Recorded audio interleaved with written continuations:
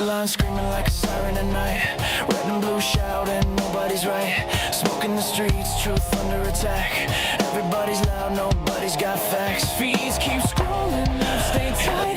Matchsticks flicked in the dead of night.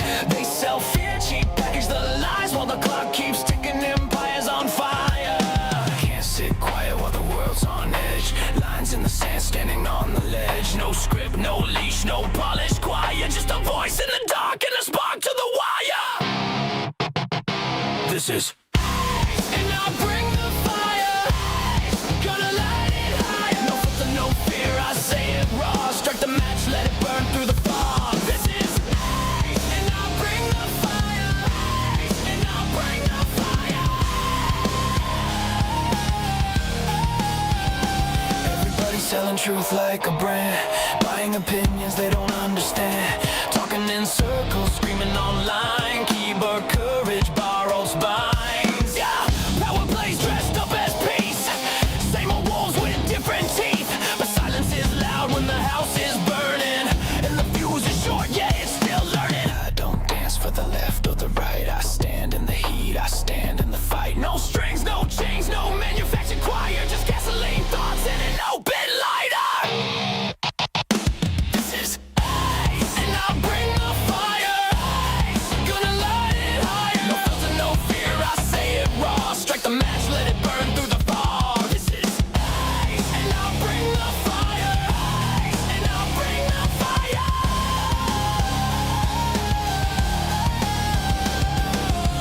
fire. World's on tilt, pressure climbing. Truth don't whisper, it's perfect timing. You can't cancel the smoke, you can't stop flame. Say my name when it hits, say my name. Why? Say my name.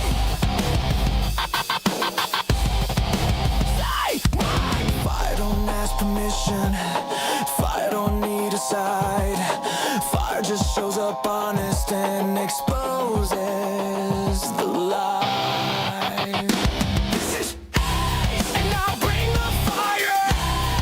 Truth is harder. Burn it down till what's real survives. No smoke, no mirrors, just heat and lies. This is and I'll bring the fire. And I'll bring the fire.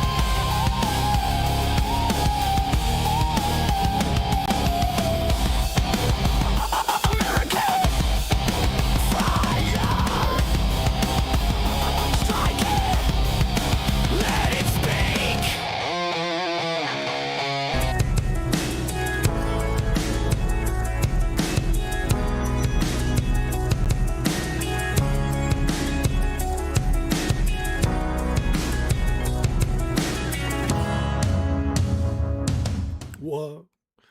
What's going on, everybody? Happy Friday. We made it. We made it the day before the weekend. Glad to see y'all. We got a doozy of a day as the winds have been piling up the last 24 hours. We got so much to get to, and watching as the EU globalist deep state city of London is in full-on collapse panic. It is not looking good for them, folks, as Iran continues to crumble. We keep getting more and more news out of there from, guess what, the mainstream press admitting how wrong they were. We're going to be covering that, as well as massive news out of Venezuela. And then, of course, wins domestically. Trump announced a new major initiative for ranchers today that's going to make all the haters, all the people who were so upset at him earlier in the week, eat their words, as Trump continues to do. Just prove trusting him is the way to go. Massive other wins as we continue to uncover fraud in our country and a whole lot of other stuff. And then the midterms getting very, very interesting. A shock poll came out today for North Carolina. We have all sorts of other stuff along with the ballots, what's going on with the Dem candidates, et cetera, et cetera. And then in Fayetteville, we got a grifter report today where we are going to uncover Thomas Massey's fraud as he is freaking out that people are starting to come on to him. And then Marjorie Taylor Greene admitted something that we've been saying here all along about the Epstein files. Woo! What a show we got today. So Hit that like, hit that subscribe. Let me get into the chat. I want to give some shout outs and then we'll get moving here. What's going on, guys? We have on Rumble, we got Pixel Snap, Nels, Doc No holding it down over there on the rums, and then here on the tubes. YouTubers, we got Golden Code, Danny Alanis, Lindsay B, Tammy Anderson, Cass Sink, Dadbod Todd, Lisa Doxy, Scott Volkovich, K2 for you today, Sebastian Chose, J Bone, Black Shepherd, Cass Sink, Christy Seskar save / Jesus save me. I see what you did there, Christy. Tammy Anderson, LED, Great Fog, J Bone, Lil Roo, J Tyrus, Jalmar, Adrian Pantel, Janice Bain, Juju B, Ramona, Nick Majors, K Shuey, Foundation Preacher, Melly K Inc. Melly K Inc. Is that like Megan Kelly almost? Is that M Kelly?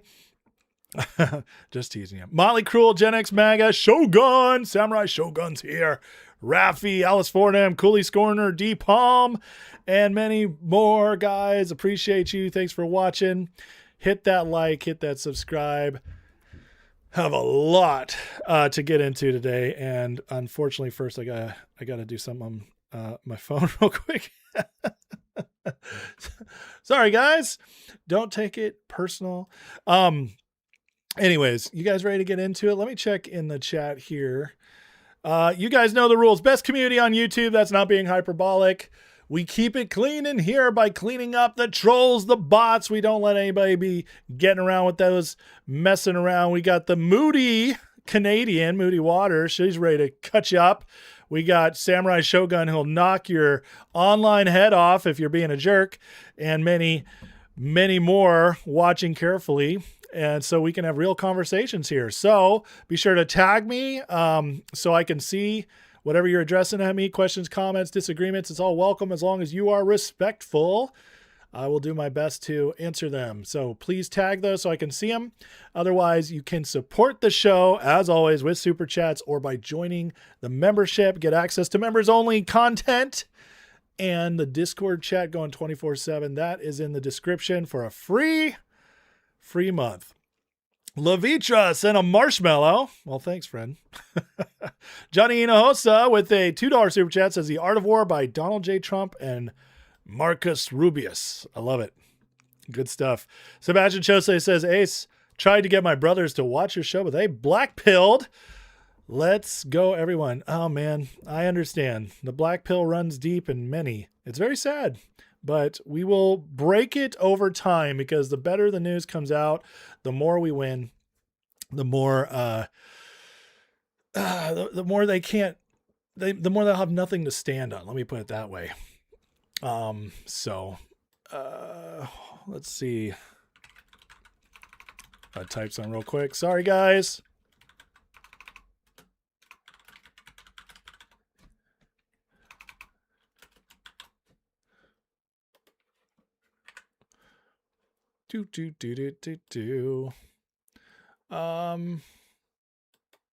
Sorry.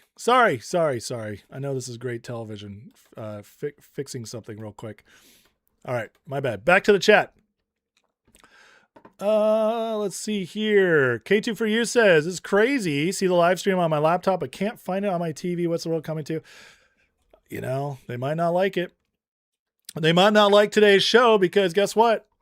We're talking about all kinds of taboo subjects like Epstein. Yeah, they're not gonna like what I have to say about Epstein because the truth keeps coming out. They're not gonna like what I have to say about City of London as the truth is coming out on the lies about Iran. That's coming out more and more, or the lies about Venezuela and oil, etc., etc.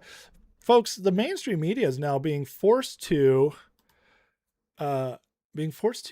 admit a lot of this stuff. And that's one of the main things we're going to show you today is all the admittance going on because it's crazy. It's crazy. So like I said, even Marjorie Taylor Greene is now admitting they don't have the names, the Epstein list. Oh, really? Like we've been saying this whole time? Like Trump said, it's that whole part of it is a hoax. Yeah. Jay Tyra says DJT's rankings of the presidents a little off, calling Woodrow Wilson, FDR great when they're two of the worst. Listen, I got some people that were upset over that. Here's the deal, folks. Trump did not, that's not his rankings. He posted a graphic that was created a long time ago, and he put himself at the top. He just added that. And so it's being funny. And then he followed it up with another graphic that put Wilson at the bottom. So I'll show you that one today. But just remember, guys, Trump just is messing with people a lot. His social media team is a part of that. They mess with people. Just because Trump posted something that has this, like, it's a graphic and Wilson is listed as a great president does not mean that's what Trump believes. Okay. So just remember this stuff. XRP says, why does this increasingly resemble some kind of bizarrely scripted reality matrix world? What makes a good movie? Are we watching a movie? Central casting for real. Got my popcorn. Yeah. Grab your popcorn because it is good stuff. Angela says my channel's being hidden. It might be. It is the time to, we're right before the midterms. So, you know, it's getting interesting. I'll just leave it at that. Extremely interesting. And one thing I'm trying to do is, I was in a rush today, guys. I'm not going to lie. I am, when I have a live that starts off slow, you want to know a trick? You change the title in the middle of it, and then YouTube is forced to, the algo reevaluates.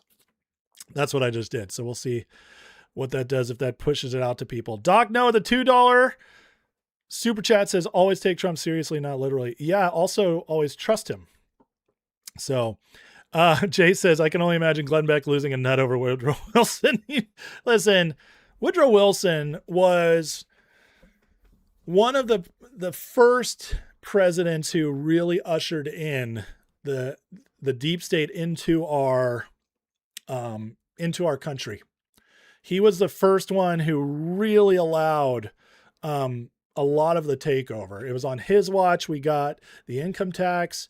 It was on his watch we got the Federal Reserve. It was on his watch the Titanic crash. It was on his watch we got into World War I. You name it. So the dude was a total globalist, absolute, like, he's a liberal darling. And, you know, there's no way in hell Trump thinks he's one of the good ones. So again, you know, like, everything's in context, right? How do we determine truth? How do we determine what's real? Context. Context matters. This is why we go back to the past, why we study what's happened, why we study what's happening now, why we study trends, why we study how people act in general, why we study when they actually tell us who they think.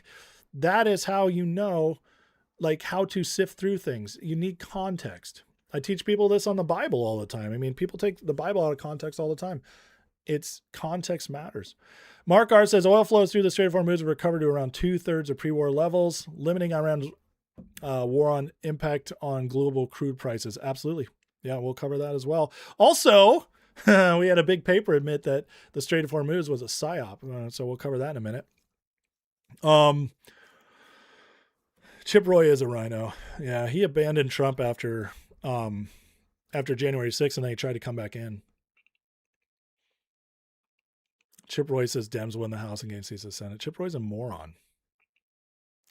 Chip Roy is a grandstander just like Thomas Massie. He likes to come across as this hardcore, fundamentalist, Tea Party Republican, and yet he constantly does things that help the deep state, that help the establishment. So just, you know, when somebody shows you who they are, you know, believe them.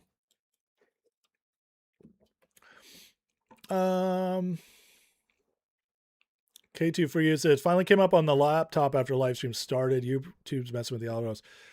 There's a lot going on with YouTube, I got to tell you. But I'm not going to complain. Okay, YouTube, you listening to me? I'm not going to complain. I love YouTube. YouTube's wonderful. Spread my show around. It is so good. Please hear this, Google. Please hear this. I don't want to complain because ever since Trump came back, they haven't censored my show. And my show has been growing despite not always getting out there. So just want to keep throwing it out there. I love YouTube. YouTube's amazing.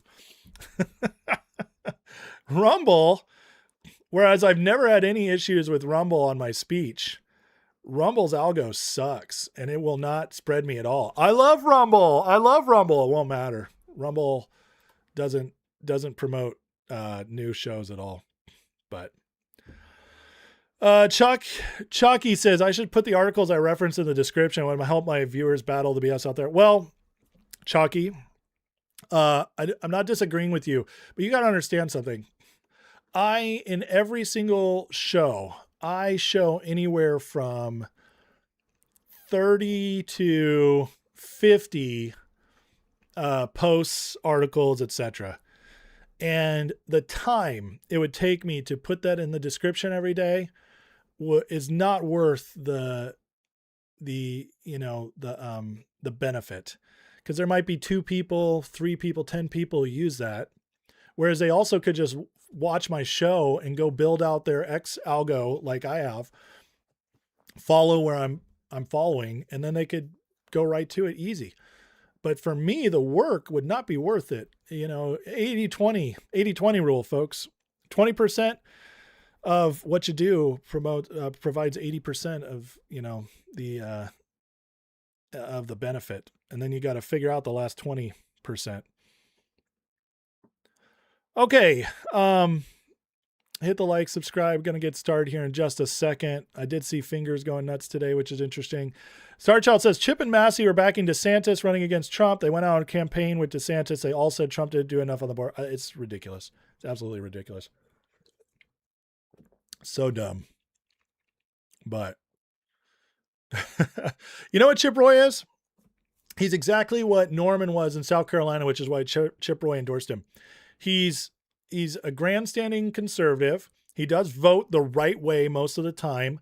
But then when he has a chance to backstab the people going to make the real difference, he'll take it. Just like Norman did in South Carolina when he endorsed Nikki Haley over Trump.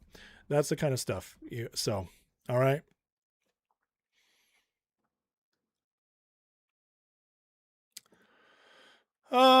Anything else? Trump DOJ captured Honduran national this morning after registering to vote and falsely claiming to be a U.S. citizen. Wow. Well, the May says, would I ever consider having AI transcribe my segments and summarize them and release them on Substack? I would consider doing it on my Patreon, because I already have a membership. I don't need another membership, man. It gets a lot. I'm one man. I don't have all the time and energy to create another membership. William says, I'm seeing more and more hate Trump content showing up on YouTube than you have ever before. That's because it's the midterms coming up. The midterms are coming. Get ready. It's going to get interesting. All right, folks. Benny's always interviewing Roy. I'll say this about Benny. I don't necessarily think Benny's bad, but Benny is an opportunist to the nth degree. And when you have an opportunist, sometimes it's hard to trust him, just being honest. So I don't fully trust Benny Johnson, but I also don't necessarily think he's bad. I think he's just maybe more about Benny than anything else. G-Shell, the Rhino Libertarian may vote years with Republicans on small stuff and not on the stuff that matters to hamster. That's 100% true. Absolutely. 100%. There's a lot of those, right? But again, that's still better than a Democrat, because sometimes those small things add up and matter. So what's up, Betty? We're live. We're always live at the same time. If you guys, folks, you understand, I do this 5 days a week, same time. If you check your watch and you're like, hey, it's Monday through Friday. It is noon to 3 on the East Coast or 9 to 12 on the West. Ace is on. There's a 95% chance I'll be on. So just remember, I'm trying to be on like clockwork for you guys, so you guys can always be here for me and know when to expect the show to come on. Kellyanne Washburn says, Harmeet says it's official, data center chaos funded by our enemies. Oh, I believe that 100%. Especially the more we're getting from, more information we're getting out of the data centers. So Always indicate not interested when they stick stupid anti-Trump videos in their feed. Yeah. It's a good way to do it. Yeah, control your algorithm. So, YouTube, even though they have a lot of leftists on there controlling it, you got to remember that the one thing that ultimately controls YouTube is money. And so with money, they want to make money. They want to sell your show. They want to promote shows that make them money. And the algorithm is designed for that. And yeah, there's going to be a little chicanery here and there. But with Trump in office, where you can't get busted, and the Trump team is really going after this stuff. You can't get busted censoring anymore. Can't risk it. They everything can rise to the top now. So you can build the algo to send you the stuff you want. Like I almost never see on my algorithm, my YouTube algorithm, I almost never see anti-Trump stuff. I get almost exclusively conservative news, conspiracy news, and then pop culture news is stuff I'm interested in, which I still have interests outside of politics, believe it or not. Mark says, my wife is listening here today. She asked to please explain London's involvement with the deep state in a few minutes, please. And thank you. She really doesn't understand. Oh my God. Explain it in a few minutes. I mean, Mark, can you just show her my video on it? I did the whole thing. I mean, it takes a long time to explain it, but I've done so many dozens of hours on that. I mean, there's a city of London that is how do I do this in a few minutes? I'm trying to think. Okay, there's a deep state and there's a globalist financial system, and it originated, I should say, in a small mile by mile, square mile, sovereign state, basically in the middle of the actual London. It's called City of London. It still exists today. It's where all the banking and finance is. And the king himself has to go to the door and ask the mayor to let him in. And that from there over the centuries has developed a financial system that now runs the EU, and it embedded itself into us. And it's where the intel agencies started with MI6, et cetera, that helped build the CIA, build Mossad in Israel, and many more. It has reach that has been existent all the way since the British Empire, and some trace it back to Roman times, but at least since the British Empire. In fact, Lloyd's of London, the shipping insurer out of there, has just broke its first contracts in almost 400 years. So this is a centuries old thing. This is, they are tied to the UK that fought us in the Revolutionary War that we were colonized under. And they still have a system that they've been advancing nonstop since then. And that's what we're fighting back. And so that's the long and short of it. I have done much more deeper dive content explaining it, and I highly recommend you check that out. Or Mark, you show it to her. John Coulter says, I realized for a long time wokeness was out of control in the British Empire. I wasn't aware of an entity known as City of London, and all makes perfect sense now. 100%. Yep, it does. Once you see it, you can't unsee it, and everything kind of gets there. Thank you, Neo. Let's see. A couple more. I'm going to look at a couple more, and then we're going to get into the news. All right, guys. Chris and Trim, love the show. I tell my friends and family about you. Keep up the great. Thank you very much, Chris. I appreciate that. Ancient Psychedelia says Vatican runs the deep state, not the City of London. Going to agree to disagree, but they are a part of it, but that's okay. Just, hey, Ancient, we can agree to disagree, but don't spam my chat like you did last time. I get where you come from, and that's enough. I don't need you blowing up my chat on that nonstop. Okay. Mark Art. Oh, you're welcome. She said, you're blowing my mind. Thank you. God bless. Great explanation. Thank you. I appreciate that. See a human, Dan the Man Green. Yep. Middle finger to bankers. And, Ancient, that was 800. That was a long time ago. They've since lost that power and have been replaced in, like, Vatican was here, City of London was here, eventually Washington, D.C. was here. There was the big three, and Washington, D.C. checked out once Trump came, and City of London, a few, somewhere in the last 150, 200 years, flipped powers over Vatican. In my research, that's that's where I'm at. So I'm not going to go any more into it, but I've researched it. And by the way, thank you. You challenged me. So I did research it more, and I still hold to my belief. Yeah, I believe we're still fighting the American Revolution away. It hasn't come to the end yet. So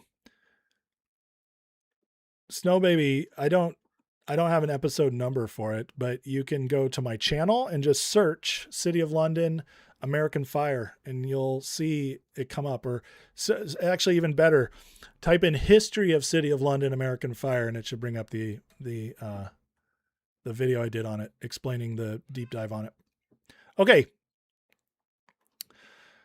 All right, guys, please, as we go on, hit the like, hit the subscribe. Again, if you want to comment at me with a tag so I can see your questions, comments, disagreements, whatever you got for me. At the end of the segment, I'll get back into the chat. We'll go back and forth. If you want to support the channel, super chats are always welcome. Those are guaranteed to be read and answered. That is my promise to you. I'm a listener, viewer supported show. That's why I'm not talking to you about supplements. I'm not trying to sell you any supplements like Alex over there. Nope, not going to do that. Not saying it'll never happen, but as of right now, I'm not, and I don't have any plans to. Something good will have to come along to convince me to partner with them. But for now, not happening.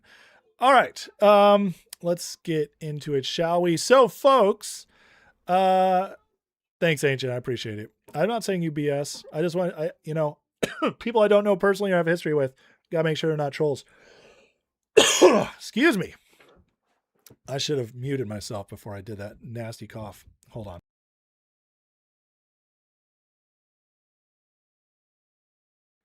Alrighty. No gold coins. Yeah, I don't sell gold either. Or gold-backed IRAs, stuff like that. Nope. I've actually started to get sponsorship offers, but I haven't seen anything I like. Although I do have a friend who we haven't worked out the details yet. I might allow him to run a spot on my show. We'll see. Gargling balls. Oh my God. Thank you, Ancient. Appreciate it. Okay, let's get into it. Folks, massive win today as Trump came out and showed that he knows exactly what he's doing in the beef industry with ranchers. See, earlier this week, Trump signed an executive order that for 3 months, we would bring in foreign beef to bring prices down, allow the herd to grow a little more, and give consumers a little bit of a break. And you know what happened? Half the people said, awesome. Half the people said, why is he betraying farmers? This is terrible. Oh, and it was a whole thing. But you know what it did? Got a lot of attention. And then Trump went on to Glenn Beck's show, and Glenn Beck was talking to him about it. He said, you know what you need to do, sir, as Glenn is very respectful to Donald Trump, said, why don't you deregulate? And Trump said, we've been thinking about it. And now, 2 days after that, Trump announces this, and this is massive. It says, ranchers and farmers have always been a number one priority to me. They work very hard, are smart, efficient, immaculately clean. Let's stop and laugh for a second. No, Trump's a germaphobe, so cleanliness really matters to him. So that's even funnier than it should be, knowing who's writing it. But for years, I've heard they had a tremendous problem with the big processors, who many say are a nasty monopoly. There are essentially 4 of them, a very non-competitive number, and they make life miserable for our wonderful farmers and ranchers. So I can't let that happen, can I? I love this. You know how effective his communications are? It's really amazing. As a marketer, somebody who worked in marketing for years, I read Trump's posts and it's so well done because it's not boring. It pulls you in. He tells a story. It's so good. I can't let that happen, can I? So in order to break this powerful monopoly with much of its ownership based outside the U.S., a little attack against the City of London, I am authorizing legal documents to be drawn in order to allow farmers and ranchers to be given the right to process their own food. This should move quickly. Thank you for your attention to this matter. Boom, baby. This is a big deal because right now all the attention is on Trump for this. And what he just did is sent out a warning to these producers, this monopoly, this conglomerate that artificially holds down, or I should say, boosts up our beef prices. They are in full control. The ranchers have a hell of a time dealing with these people. They're awful. And somehow over time, the globalist system enabled our beef supply to be controlled by outside actors that aren't even here in the US. It's disgusting. It's stupid. And Trump just put them on blast. This is such a knock because this is going to help our beef supply go way faster because not only, the herd has to grow, absolutely, but now processing can be faster as it won't have to be shipped out, and it will be cheaper because you're cutting out the middleman. Over the next few months, few years, it's going to have an absolutely massive effect for our ranchers, also for their profits. This is a win-win-win all around for everybody except the monopoly and the deep state, the City of London globalist system. Wonderful. And by the way, once you do this, good luck going backwards. The people won't allow it because now all the attention's on this and everybody, there's not one person who can say this is a bad thing. Not one person who's pro-America, pro-farmers can say this is a bad thing. This is how you suck people in and then deliver the big win. I can't say if Trump planned this all along. Maybe he actually just took Glenn's advice and looked into it. Or maybe Trump planned this all along and let it play out over the week. Draw in the attention, even the negative attention, and then deliver the real fix. Again, nobody's going to be upset about this. Nobody can be upset about this. And if it hadn't had the thing that needed to be fixed before that angered people, there might have been some people who be like, well, hold on here. We don't know if this is going to allow them to inspect. How can we trust the farmers and ranchers to inspect their beef for disease? How can we trust them? This is why the system needs to be here. No, instead he lulled them all in to rail at his first fix, got them all angry, and they were like, no, you got to deregulate. You got to cut out this middleman. And then what does Trump do? He does it. It's brilliant. It's absolutely brilliant. When I was working in restaurants for 7 years, I worked in restaurants, server, bartender, management, you name it. And in that time, you know what we learned? The most loyal customers are not the customers that you're perfect for. If people come in, they have a perfect experience, they'll remember it. They'll be like, that's great. They might come back. The customers who come in, you screw up, and then you fix it for them in a way that blows their mind, those people become loyal. They trust you to fix issues. They trust you to come back better. Once you have that, once a person feels safe that if I screw up, it'll be fixed, you gain trust. You get a bigger win. There's a reason Trump does this all the time. You think the guy who is the real estate empire, who's been in many, many businesses, entertainment, etc., built up his own billion-dollar fortune, you think he doesn't understand that? He absolutely understands that. And we just watched it happen in real time right here.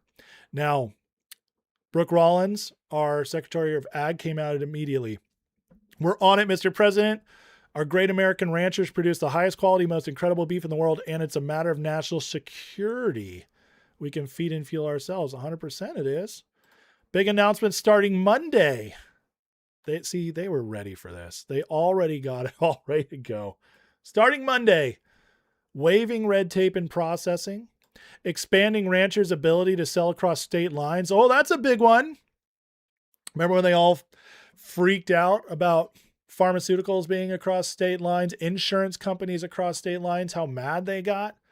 Because, you introduce competition between states. So one state has a much harder time out-regulating the other state. Rescinding outdated guidance, adding tech for faster safety data, growing real support for small processors, funding and deregulation. In other words, you guys, we're going to give you a little boost. Get your processing plants going. That's huge. Fighting consolidation so small processors can compete, expanding truth in labeling. Wow. This is a huge win. Absolutely huge. And by the way, a couple years now, folks, maybe even in 6 months, we're going to start seeing beef prices down, down, down. And just like oil is one of the main reasons we have inflation right now, because the gas price, it affects kind of everything. Beef is one of those drivers of the food that's driving everything up. Because most people are going to the store right now, can afford a lot of the basics, but the one big hang up has been beef. That's the frustrating one that kept going up. And now, as that goes down, it's going to cause, this is going to be huge for people. Better protein, beef is the most nutrient dense food. I mean, a nutrient dense meat, I should say. It's the best one to get. Maybe we're going to get testosterone levels back in America, folks. Wouldn't that be grand? So, as Trump delivers that, he also started going around. He's in Texas right now, and sharing a lot of what's happening in the economy and the boost coming there. And then Trump had the White House post this. President Trump and the Republicans are proving once again America first means Texas first. Lower taxes, sealed borders, safer communities, and jobs that stay in the United States. In other words, we want America look a lot more like Texas. Texas and Florida right now, the two leading states in the nation. Red first. And yes, they have their rhino problems, don't get me wrong, but the point is, Trump is putting a big push on Texas right now and letting you know this is the direction the nation wants to go in. He puts a lot of wins over here, but this is one of the ones I wanted to highlight. Texas CenterPoint Energy has announced that because data centers are lowering fixed costs, they're going to start cutting electric bills by up to $150 to $200 per customer per year. Well, that's a good start right there. I know it's not necessarily a lot, but you got to remember, Texas has energy prices that are not outrageous. Some of the areas are a little tough, but it's not like California, Illinois. This is starting at 10 to 20 bucks a month, close to cutting it down, but that's just the beginning. That's just the beginning. We haven't had many data centers come up yet, but we're seeing the effect is starting to push through. More and more wins for the data centers. Again, the more we find out about them, the less scary they are, especially when the communities do their job and make sure that they use land that's unwanted, or at least land that was sectioned off for commercial use that people weren't necessarily interested in. Not the beautiful land, but again, the psyops continue to go down, and more Chinese bots, as we're going to talk about in a minute, busted, pushing all kinds of narratives on data centers. And by the way, people are starting to wake up as the polls are starting to shift in turn for the data centers, which is a good thing. Now, more good things happening. Talking about food, RFK Jr. just posted this.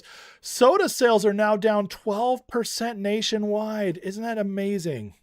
How many of these places, how many of these businesses were propped up by government money? Apparently, Big Soda is one of them, as well as a lot of other junk food.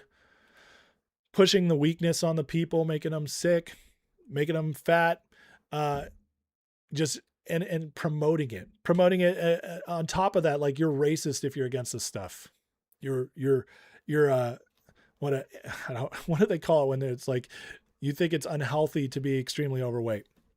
They got a word for everything, but this is a huge win. We're reversing the sickness in our nation by fixing our food. And one of the ways we're doing that, taking away the people who are on the government dole, hopefully for just a short time. That's one thing Trump's fixing, welfare reform, that they can't just go out and buy junk food and make themselves worse off. This is huge. 12%. 12% in a year. That's massive. So the decline projected to prevent 34,000 cases of type 2 diabetes and related chronic diseases, save Americans at least $1 billion a year. Save that healthcare money as well. Massive stuff. And one of the reasons it's massive is because, well, we're starting to get a lot more D-class on stuff from the CIA. Here's some documents shared by this 107.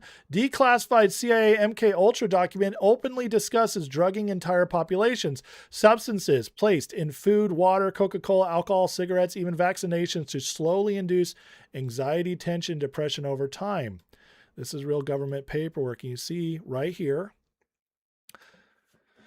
In the highlighted part, it says this second type of drug should be one that could be administered over a considerable period of time, possibly being placed in food, water, could either have an agitating effect, like anxiety, nervousness, tension, etc., or depressing effect, creating a feeling of despondency, hopelessness, lethargy. This study should include chemicals or drugs that can effectively be concealed in common items like food, water, Coca-Cola, beer, liquor, cigarettes, etc. A type of drug should also be capable of use in standard medical treatments like vaccinations and shots. Yeah, wow.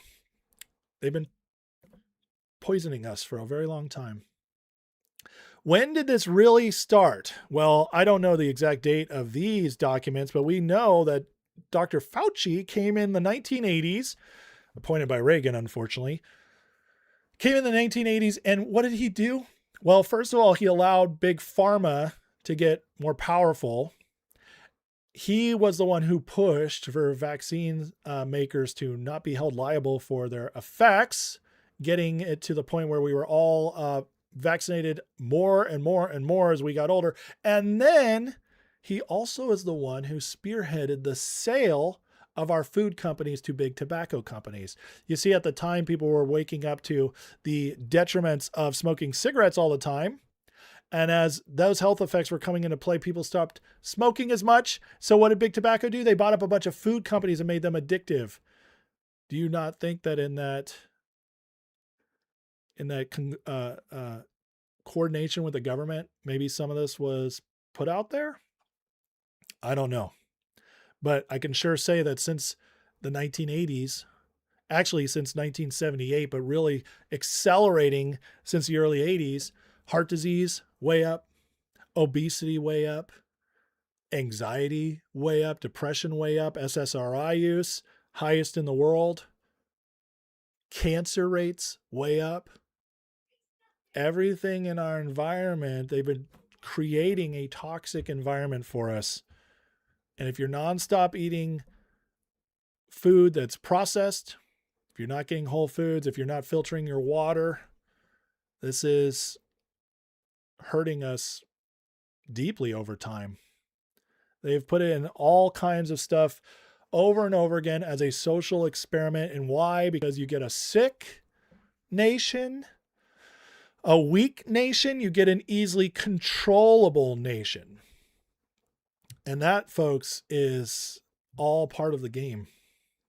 That's why we got to where we're at. And by the way, that's what RFK Jr. is very aware of, and he is undoing it.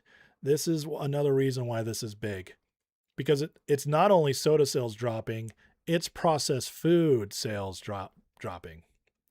Massive wins. We are heading in the right direction. This is being undone as we speak. It's going to take time, but thankfully, over the next 10, 20 years, we should start seeing a major health shift in America as our bodies heal and our food supply gets cleaner and whole foods become more abundant, which is another reason why the beef is a big deal. Getting real good beef out there is a huge deal. Now, Scott Bessent, don't overlook what he's doing domestically. We're getting more and more wins on here as well because we are defunding all the globalist movement in America. Right now, operation of civil penalties. Scott Bessent is reportedly gearing up to revoke tax-exempt status of nonprofits like George Soros's Open Society Foundation, CARE, Council on American Islamic Relations, and the SPLC. Here's Bessent talking at the political terrorism summit they had, but again, giving us a heads up on what's coming as he's making moves right now. President Trump's direction, Treasury is expanding its efforts to identify organizations that abuse charitable and nonprofit structures as vehicles for illicit finance. We are examining where tax-exempt status has been exploited, where charitable entities have become financial conduits for foreign influence activity, and how those entrusted with stewardship of these organizations have instead enabled violence. Where the evidence leads, we will not hesitate to follow. And of course, we will hold these organizations, officers, directors accountable. This was the beginning. And now they have the maps. This was made possible by Trump's executive order. Bessent recently said Treasury expanding its efforts to identify the organizations. But now, guys, with what they announced this week with Operation Economic Outcast, the D-Day, this is now going into effect as the State Department let us know this past week. Bessent is closing it off, and that means a whole lot fewer opportunities to psyop us, hurt our cities, protests, like violent protests, riots, all that drying up. And yes, it will lead into propaganda, what to eat, what to think, transing your kids, all this stuff. It's all going to be drying up as we eliminate the financial levers. This is big wins that keep going. And the leftists, man, they can't help themselves. They keep making stupid decisions in their anger towards Trump. Just this week, yesterday, in fact, Brian Krasenstein, left-wing influencer, busted by the State Department, says he warns far-left troll Brian Krasenstein he could face 20 years in prison, $1 million in fines after bragging about donating to a newly designated global terrorist group. See, right after this week, when the State Department came out, labeled these groups as far left wing terrorist groups, also saying they were funded by Iran. Interesting. We did talk about that. After doing that, he got on social media and announced he's donating to one of them. Here's Tim Pool breaking it down, because this is actually pretty crazy. Marco Rubio, makes sense. He posted this at 10:30 a.m. That appears to be when the official page on the designation of AI as terrorists went up. In response to Rubio explicitly stating, as the Secretary of State, that these are far-left terrorists, Brian Krasenstein, liberal activist, posted, "Please donate to the Audistici Inventati, an independent volunteer-run internet service collective. They stand for anti-racism, anti-fascism, anti-sexism, anti-militarism, and opposition to authoritarianism and hierarchies." And he posted a link to the Audistici Collective, What an absolute which says moron. how to donate. Don't donate. These are terrorists. They are designated terrorists by the Department of State. I'm sorry. You know, I try to be nice in saying he'd probably say, I did not know they were designated terrorists, except for the fact that he's literally responding to the Secretary of State saying they are far left terrorists. Absolute idiot. That he is responding in this post at 11 a.m., half an hour after the State Department released their designation. Guys, if we do not enforce the law does not exist. I tell you guys all the time, these people are stupid. They can be clever, they can be charismatic, but ultimately they are so overcome with their ideology, with their need to be important, that they are stupid. They let that dictate what they do. And this is good news that we're automatically getting this followed up with. I hope we see more results of this, but this continues. There's a fight right now, an exposure fight against all these influencers, left-wing and right-wing, by the way, or at least pseudo-right-wing, as we are all waking up to the fact of what liars they are, but the push to hold them accountable for what they say and do is increasing. And so another massive win here. And part of this win is this cleanup that continues. See, this week, the Trump administration went after a bunch of Chinese hackers.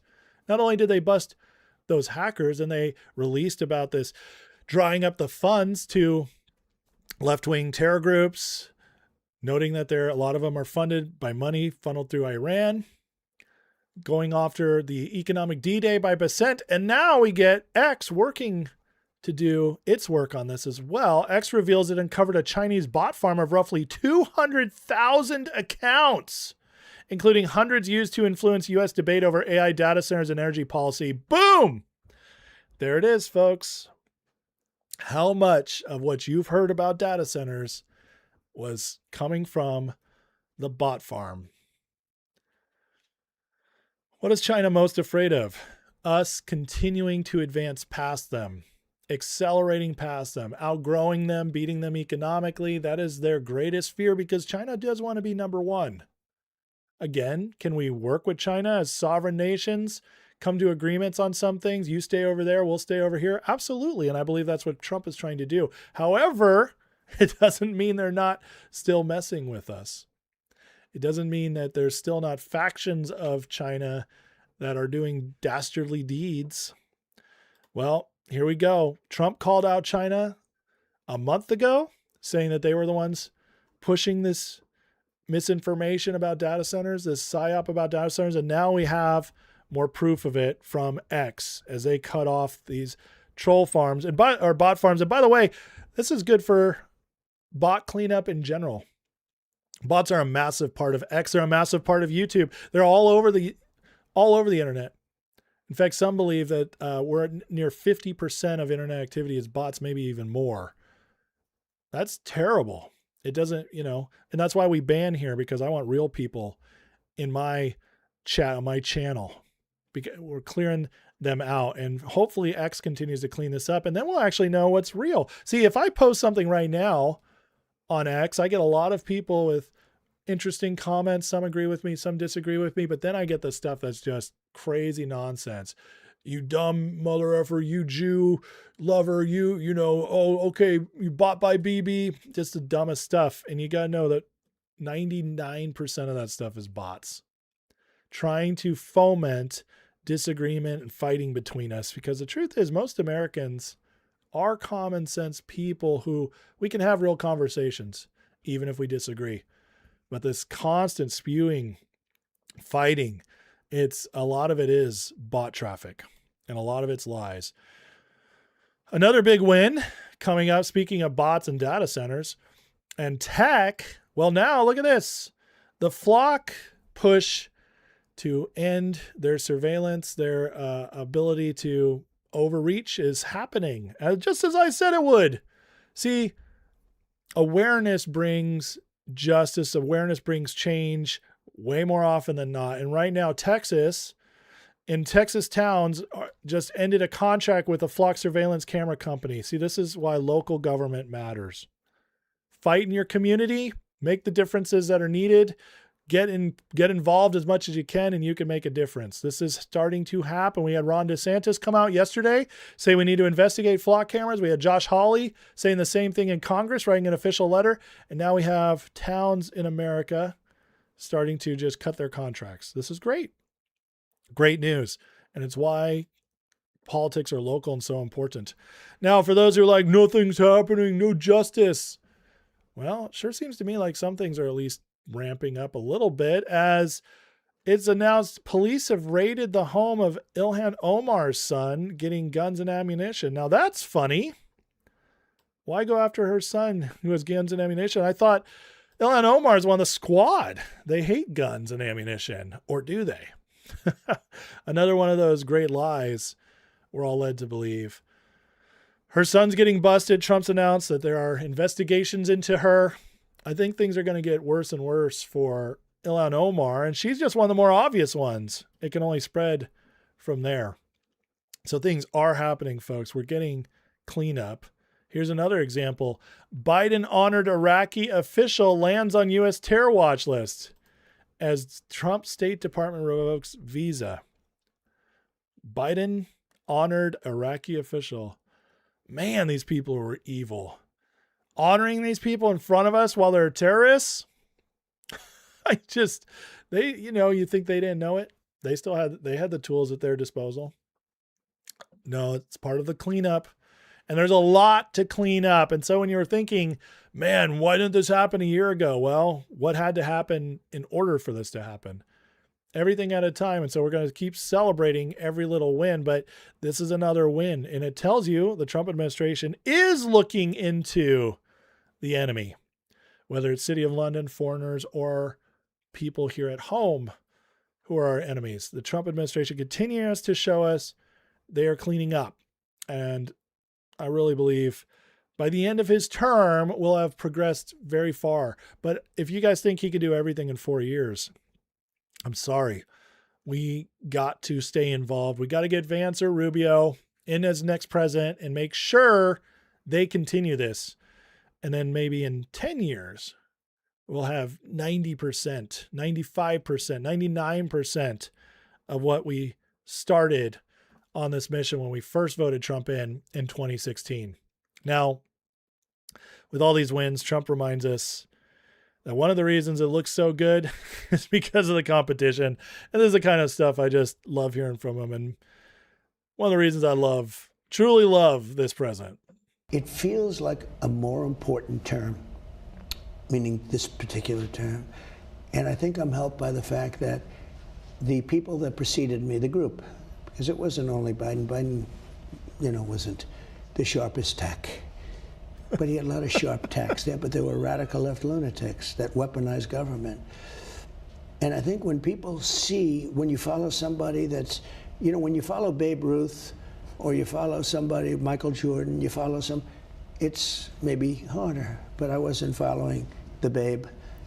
I was following Joe Biden. And so maybe people allow me to be strong to help save our nation. It feels like a more... He's right.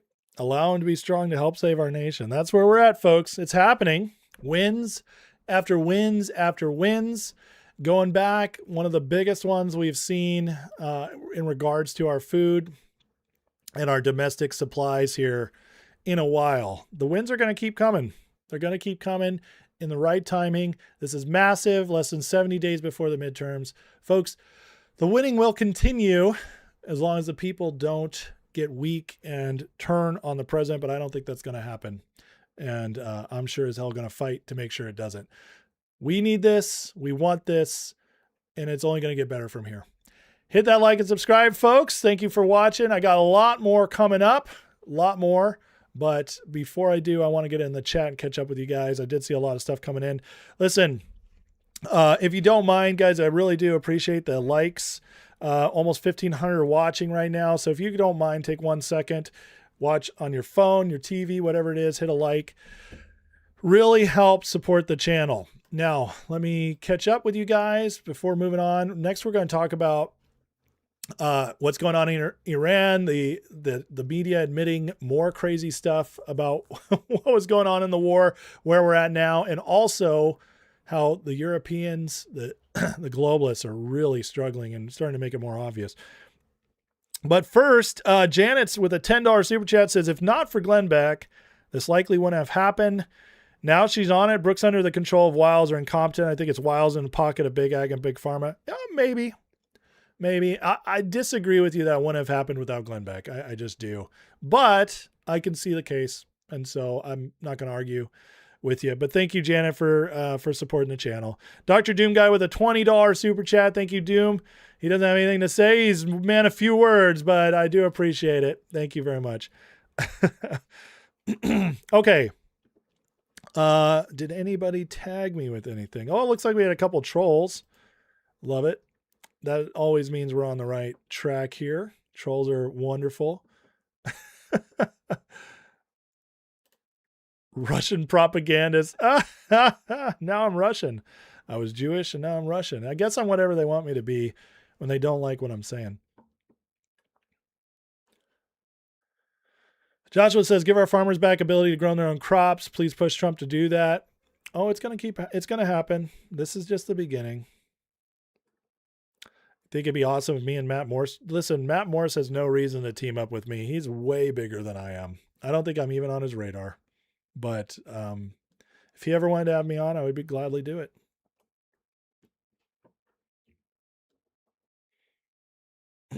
Dose Volt says, two of the most disgusting countries when it comes to messing with our country is India and China. Yes. India is a proxy of City of London, but you're absolutely right.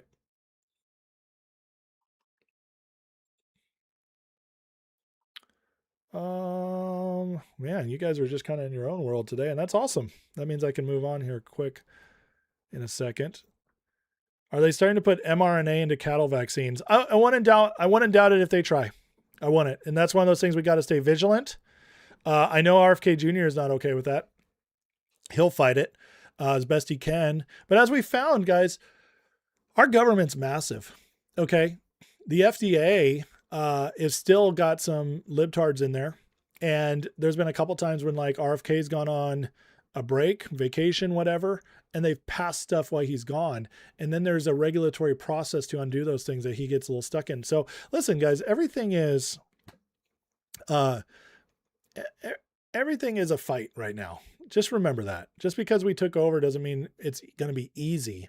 It's getting easier as we get more and more wins. We get more and more people in the right positions. But it's, it's progress a little bit at a time. And the main way we win and stay on top of everything is that we do it. The citizens do it. We get involved, local politics, stuff like this, communicate to your friends, family, make sure we're talking about this stuff, get it spreading, show up to vote, and we can win. We can win.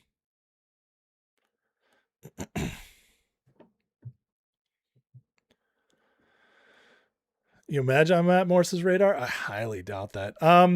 I don't do many guests. The reason is my show just really isn't conducive to it, because I do a live show, and but I do interviews, and I usually have 1 or 2 a week. Not every week, but I just did one with Mike Steger. I just did one with Susan Kokinda. I've done one with Rich Does Politics. I've done a couple with Tom Luongo. I do interviews. BAM Investor, Jim Savoldi. So I've done a lot of stuff. Just my opinion says I'd much prefer you to Morse. He blathers too much, and thumbnails are always hair on fire, no matter how mundane the information. That's a little exhausting, isn't it? I'm not gonna lie. In order to get attention on YouTube, you got to have some excitement in your thumbnails and titles. But I try not to ever mislead people.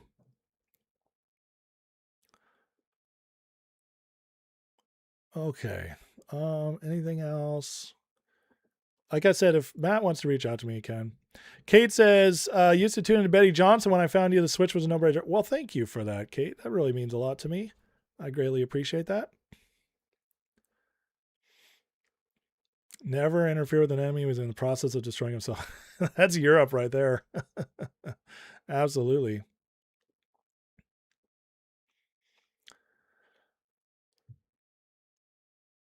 How trolls are like homeless people. They're often found under bridges. Ancient says theory about power division, secret destiny of Stuart kingship of America relates to Donald Trump. I'll see if I can look at that, find that. Thank you guys for sharing the show. When did I live in Sonora? Well, I was raised in Sonora. I moved there when I was 5 years old in 1989, and I lived in Sonora or in the surrounding areas, Tuolumne County, until 2012. So you guys are too kind. Thank you very much for the kind words about the channel. So yeah, please hit the like, hit the subscribe. We're going to get back into stuff here in a second. Because we got a lot more stuff to share. But again, if you want to get my attention, please hit the like, hit the subscribe. I do care about the community. I care about the chat. I want to engage with you guys, but sometimes I gotta, if it's directed at me, I need to know it so I can, because there's a lot of chatting going on. I got 1,400 people watching. It's hard to know. So I don't like to spend a lot of time shuffling through. If you can tag me, great. If you want to super chat me, even better. But again, that's if you want to support the channel. I'm not asking for your money, but if you want to support the channel, it's guaranteed to be read. Do I think Canada will cave on tariffs and say, no, we don't want a deal now? Not right now. See, with the push to the midterms, Canada, especially Mark Carney, really, really want to hurt Trump's chances and Republicans' chances. And one of the ways to do that is to raise prices, and they're going to do that through this trade war we're in right now. But eventually they can't hold up for it, okay? They can't keep it up. Canada's extremely weak right now. Their economy is cratering. So they'll eventually cave or they'll collapse. It's up to them. Bob says there won't be a point to bring in Morse. He just reads the news. Still, a collaboration with somebody like Morse would still be interesting, and we could talk about, maybe get to deeper stuff. Trump is not the Antichrist. That's a dumb theory people have. Thanks, Tucker Carlson. Thanks, Tucker. Thanks for that one. All right, guys, you ready? Let's get into more here. Let's talk about what's going on overseas and in the direct fight against the globalist city of London. the way we are winding them down, breaking their system. So, as everybody knows, this week we had a massive news from Scott Bessent, and that was the economic D-Day. Take down City of London. All countries collaborating with Iran in any way, shape, or form, helping them in any way, shape, or form, put on blast. Those paying attention know what that means. Globalists are in big trouble. Globalists, China, etc., anybody who's been an enemy of us for a long time is in trouble. Well, Scott Bessent then posts this morning. Treasury promised to sever every economic lifeline Tehran has left and finally end the threat of the Iranian regime. We also warn the Iran's enablers cannot continue to enjoy access to the US dollar in the global financial system. This is so big. Like, if we catch you, you no longer get to be part of the system. Oh, man. We won't, and this is also a flex. This tells you America is now in charge.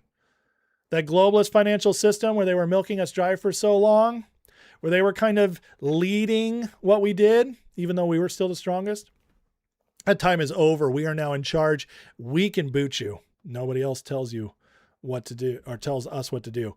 Bank A, Misar UAE decided to find out the hard way. So this is a UAE bank. Today, we're taking the first step in holding it accountable for its continued egregious support of the Iranian regime. This is the first time taking out a bank. We get a little more details from the Treasury Department.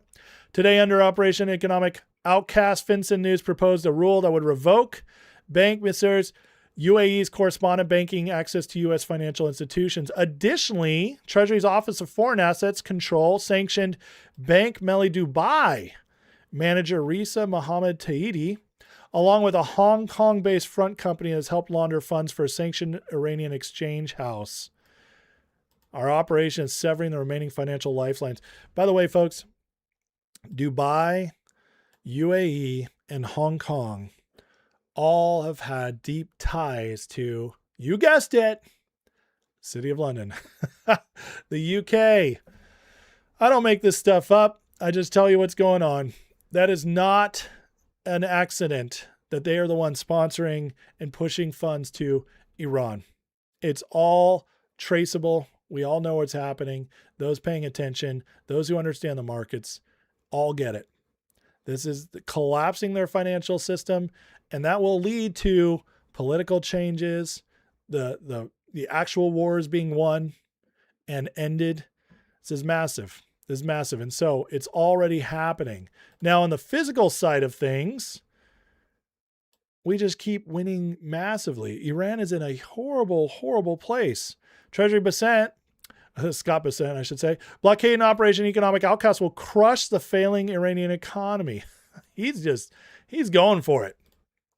The USA has guided 130 million barrels out over the past 14 days. Now listen to what CENTCOM commander had to say about the latest in the Strait of Hormuz.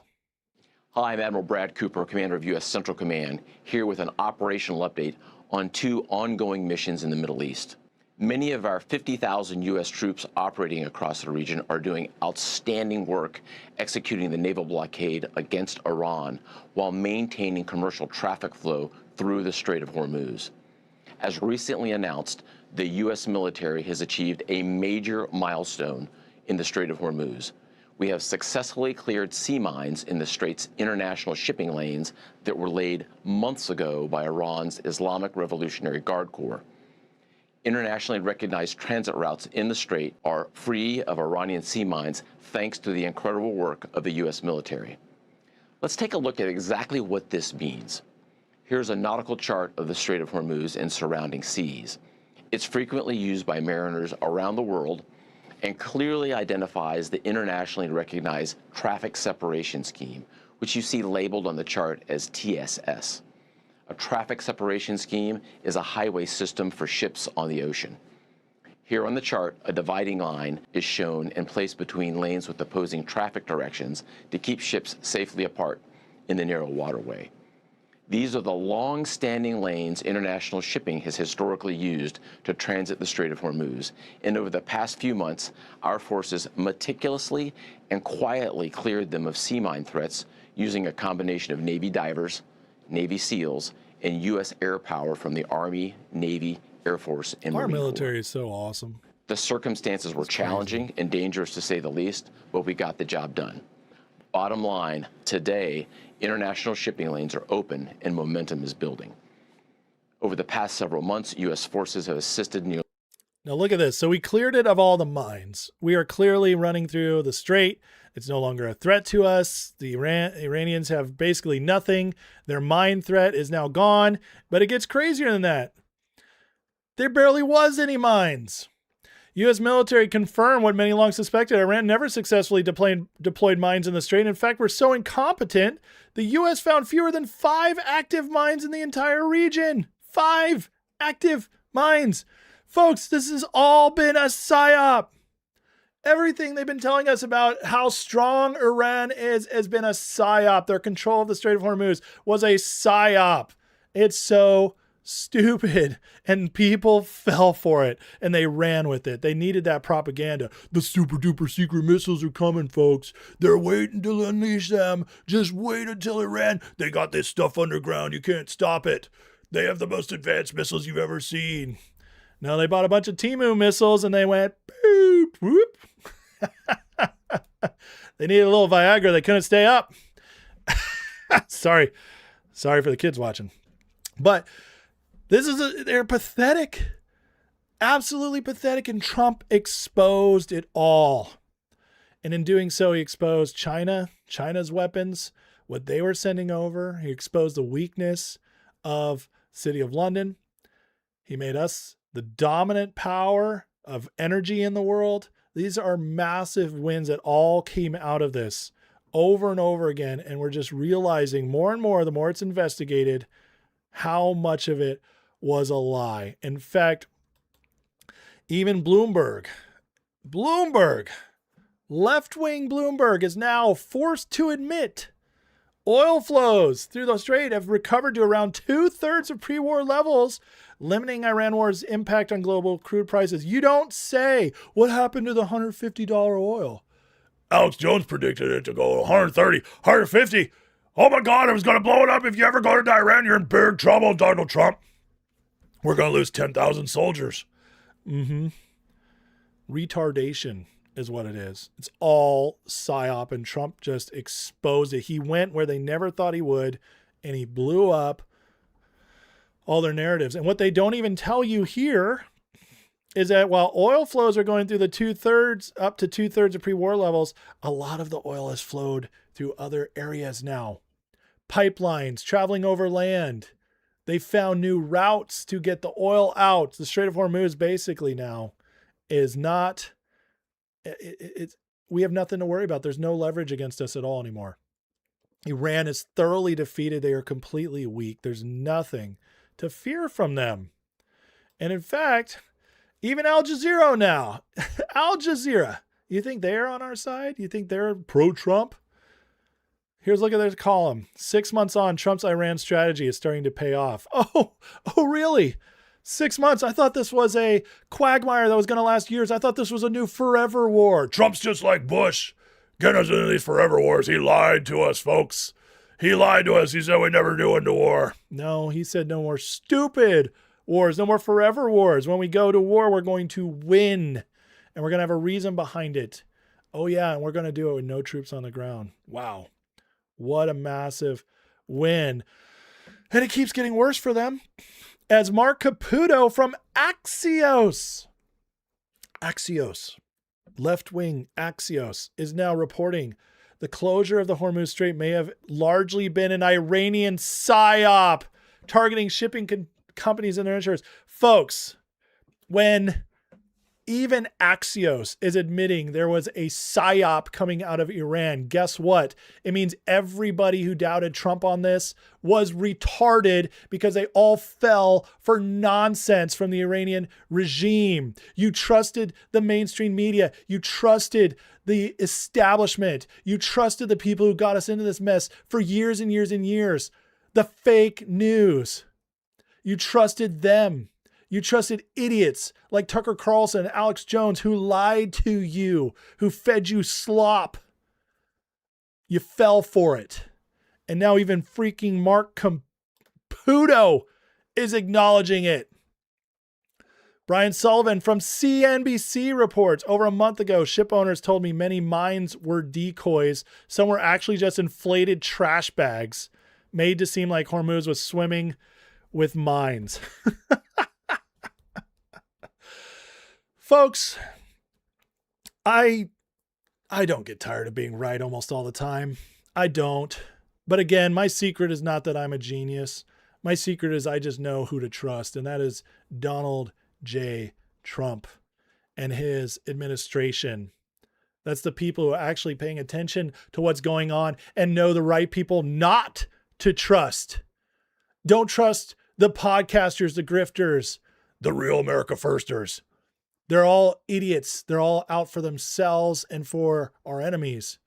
Don't trust anybody that's associated with the establishment, the globalist. If you know who not to trust, you're going to be right most of the time. I'm trying to tell you my secrets so you can be right most of the time and look like a genius too. I don't get it wrong. Everybody who's come on this show in the last 6 months and attacked me, come into my chat, tried to tell me I'm wrong about Iran, that I'm some Israeli plant asset. Guess what? You're all retarded, and I won. I won because Trump is winning. It's all a big joke, folks. It's all a big joke. And everybody who thought that Trump was wrong to go into Iran and this was all just George Bush 2.0, this is all for Israel, this isn't accomplishing anything, you're an idiot. And now we have all the proof. Did you figure it out yet? Maybe not.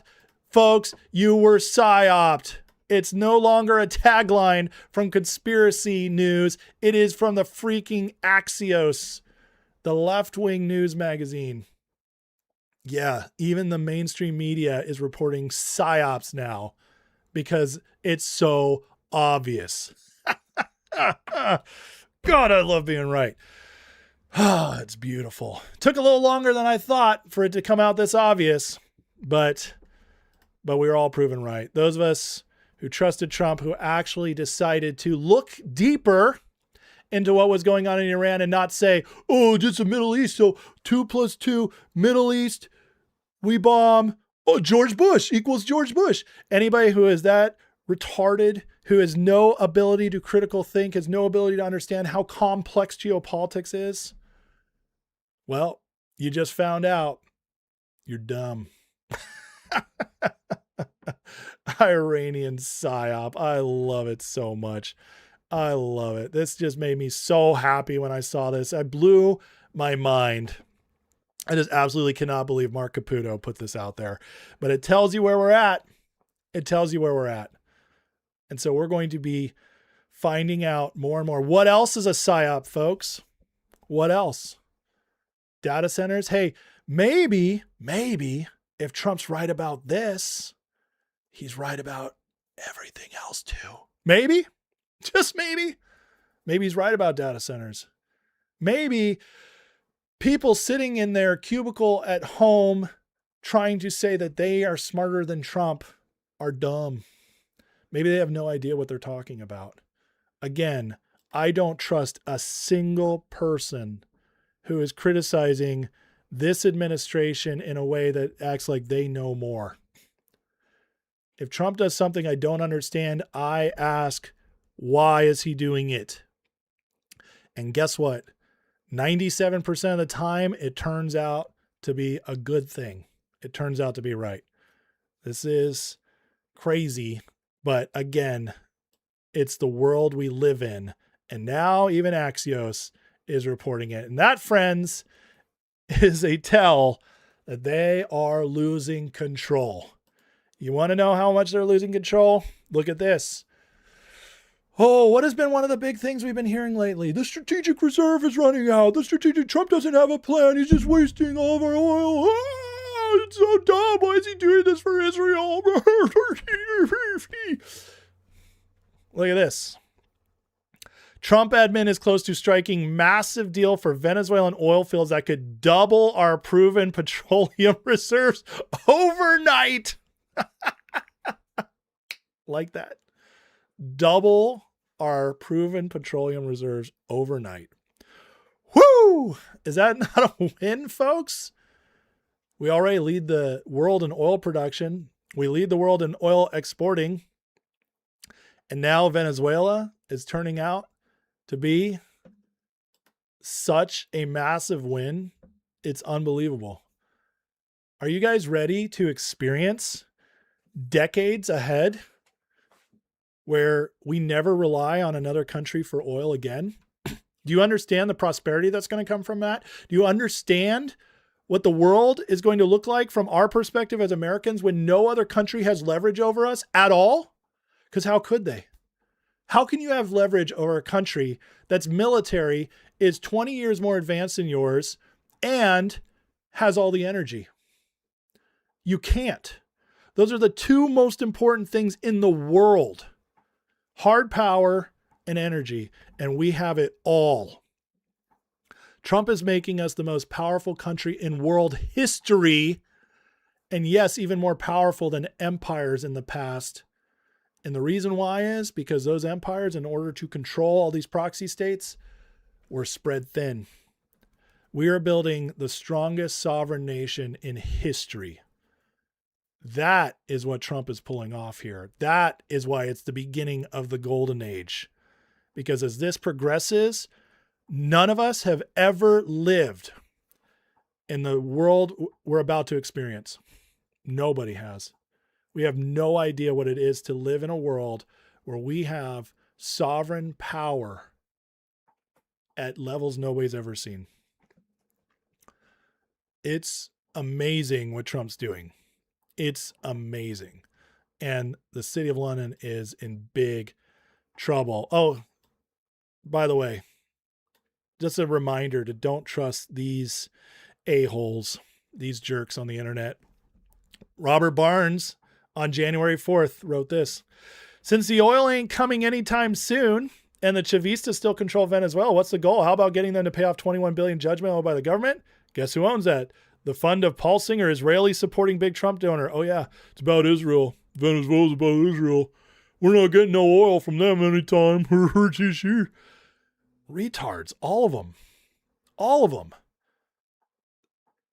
7 months later, not only have we been getting millions of their barrels already, now we're about to double our petroleum reserves overnight. I swear. Like, please, I don't know what else to tell you. All these people are lying to you. All of them. When they're doubting what Trump's doing, when they're saying he's controlled by Israel, it's all a psyop over and over again. Don't take my word for it. Take Mark Caputo's word. Take left-wing Axios' word for it. Now, what does this achieve for us? Observing Consciousness writes this: holy smokes, Trump's prepping hard. I mean, really hard. He's pulling massive oil reserves closer to the American sphere while hardening military infrastructure would have to keep operating if global system takes a serious hit. Oil matters because everything runs through energy, industry, transport, logistics, military movements, supply chains, and the ability to keep the country functioning without being strangled by foreign choke points. Project Janus moves the bases themselves off the weakest part of that system by giving them hardened nuclear power that can keep command, communications, logistics, and deployment running even if the civilian grid goes dark. Now put it together.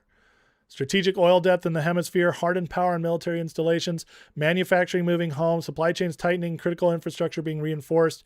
Trump's not building for stability, he's building for endurance. Something big's on the horizon. Maybe. Or maybe he's also building the greatest sovereign nation ever. And also, honestly, it could be both. It could be both.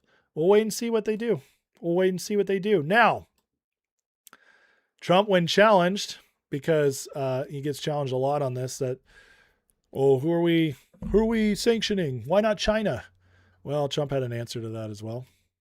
Putin or Russia, if they continue well, it to depends. do business It depends. So far, I think Russia's behaved quite well, having to do with the Strait of Hormuz.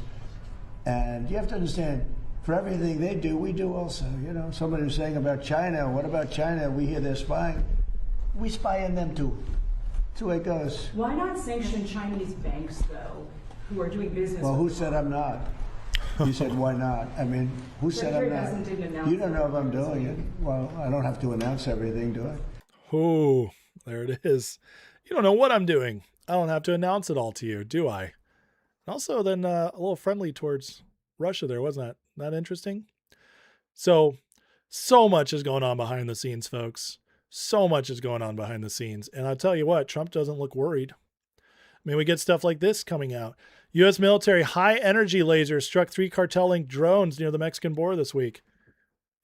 High energy lasers? Are you kidding me? How cool is our military? We're also taking down the cartels. Yeah, that doesn't get talked about very much, but it's happening. It's happening. We're wearing them down little by little. And as we do that, of course, Trump is going to get his jabs in. He announced the other day, Lake Ontario is now Lake America.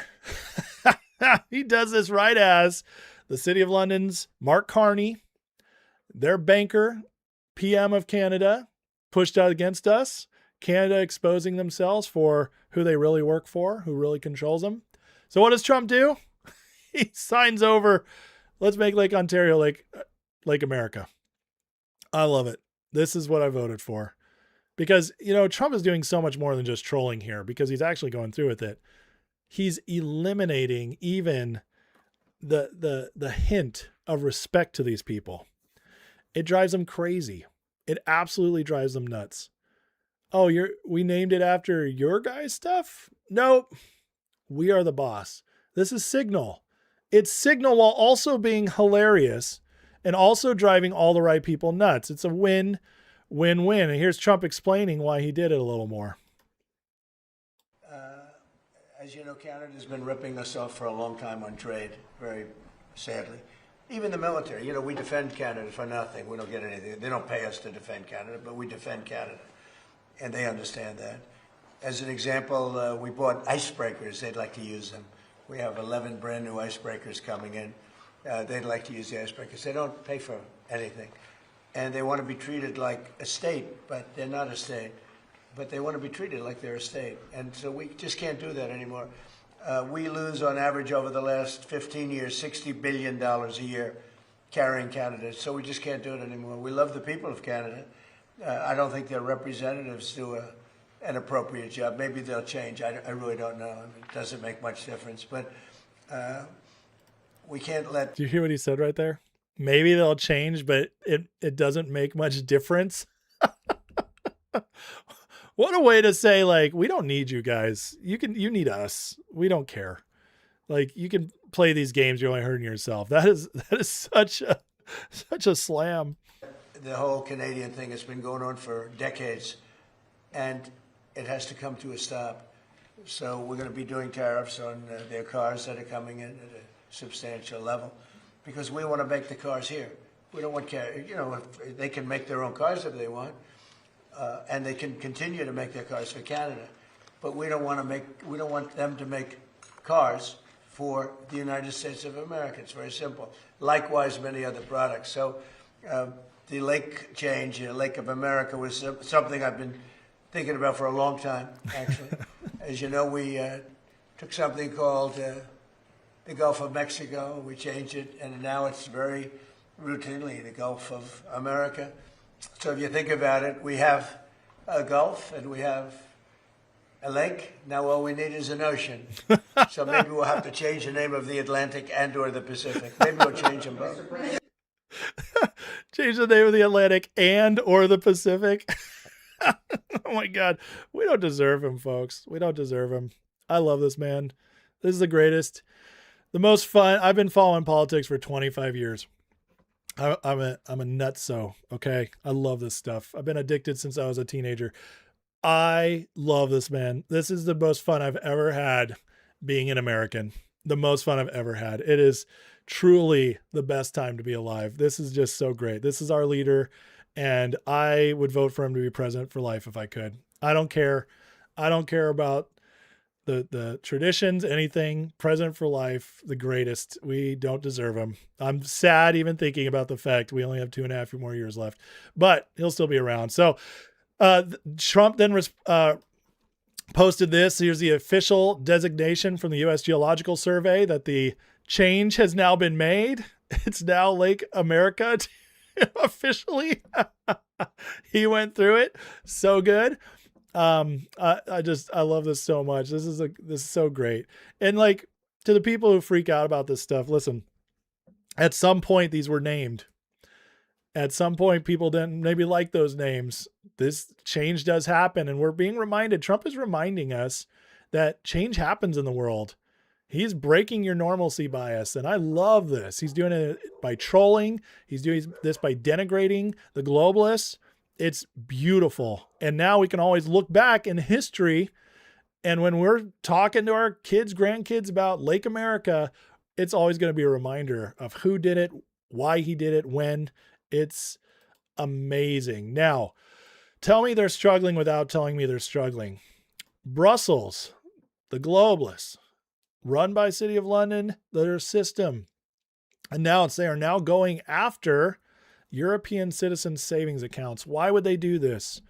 Are they desperate for money? Yeah, it's falling apart for them. Tom Luongo breaks this down really well. He says, they announced this SIU last year without any further details and we're going to mobilize European savings. Last year, I asked Grok to go through it. Here's a short conversation. That can only mean one thing, stealing those savings for when they reach the end of their current funding source, which can be accomplished with a simple adjustment of interest rates by the Fed and BOJ. That's Japan. Now to prop up markets about to implode from the rest of their part in the yen carry trade. This has to come online now. Trump's been taking this away from them from the beginning of his second term. USA gone.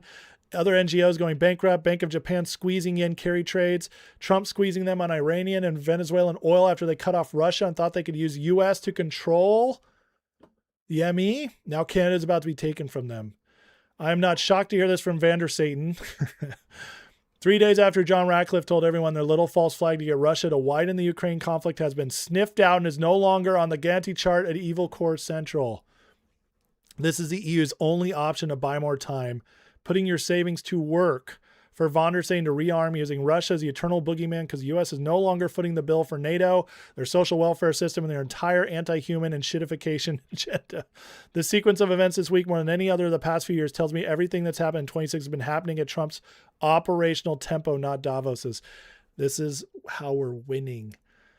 They are in panic mode, taking their people's savings in order to stay afloat. This is the beginning of the end. Actually, Trump winning in 24 was the beginning of the end, but now we're really seeing it. Some folks want to believe that the City of London is still very strong. This globalist system is still very strong. They have all sorts of avenues to attack, to fight back. I'm not seeing it, folks. And I'm not saying they won't do something.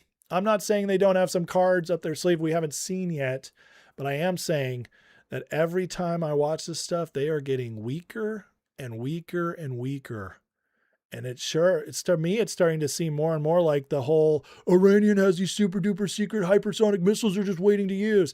Well, it's starting to sound like that from City of London. They have these super duper secret weapons they're going to use against us in the financial system and all this. I'm starting to think that might be the fact. Now, I'm holding out, and I'm not calling these people warning us frauds because obviously, there is a case to be made for it. It's very different than Iran, where the case was obviously, the fear case was obviously fraudulent from the beginning. This is not so with this. However, the more I see this, the weaker and weaker they seem to be. And this is a big tell. Another big tell is even Europe's abandoning the green agenda. Europe's green agenda promised prosperity, instead delivered soaring energy prices and industrial decline. Now Europe's slowing its climate mandates. Energy companies are doubling down on oil and gas. Canada has scrapped its consumer carbon tax. Wow. Amazing. We're winning. We're winning. They can't even implement their own agenda in the places they control. What is weaker than that? I don't know. Honestly, if you're in control of nation or nations, an entire zone, and you can't enact your own policies, how pathetically weak are you? Pretty damn weak. Just saying, This is them admitting they're losing. Now, this week we had a whole lot of action. And what does it mean? Well, Observing Consciousness has a couple great posts on this. Says things are getting very real. Ratcliffe went directly to Moscow for intelligence talks. Coincidentally, the Vatican was present on the same day. This is true. The Vatican was meeting with Lavrov from Russia. Within days, oh, and by the way, guess who was in Kiev this week? Declaring that Ukraine was winning. You want to take a guess? How about Mike freaking Pence?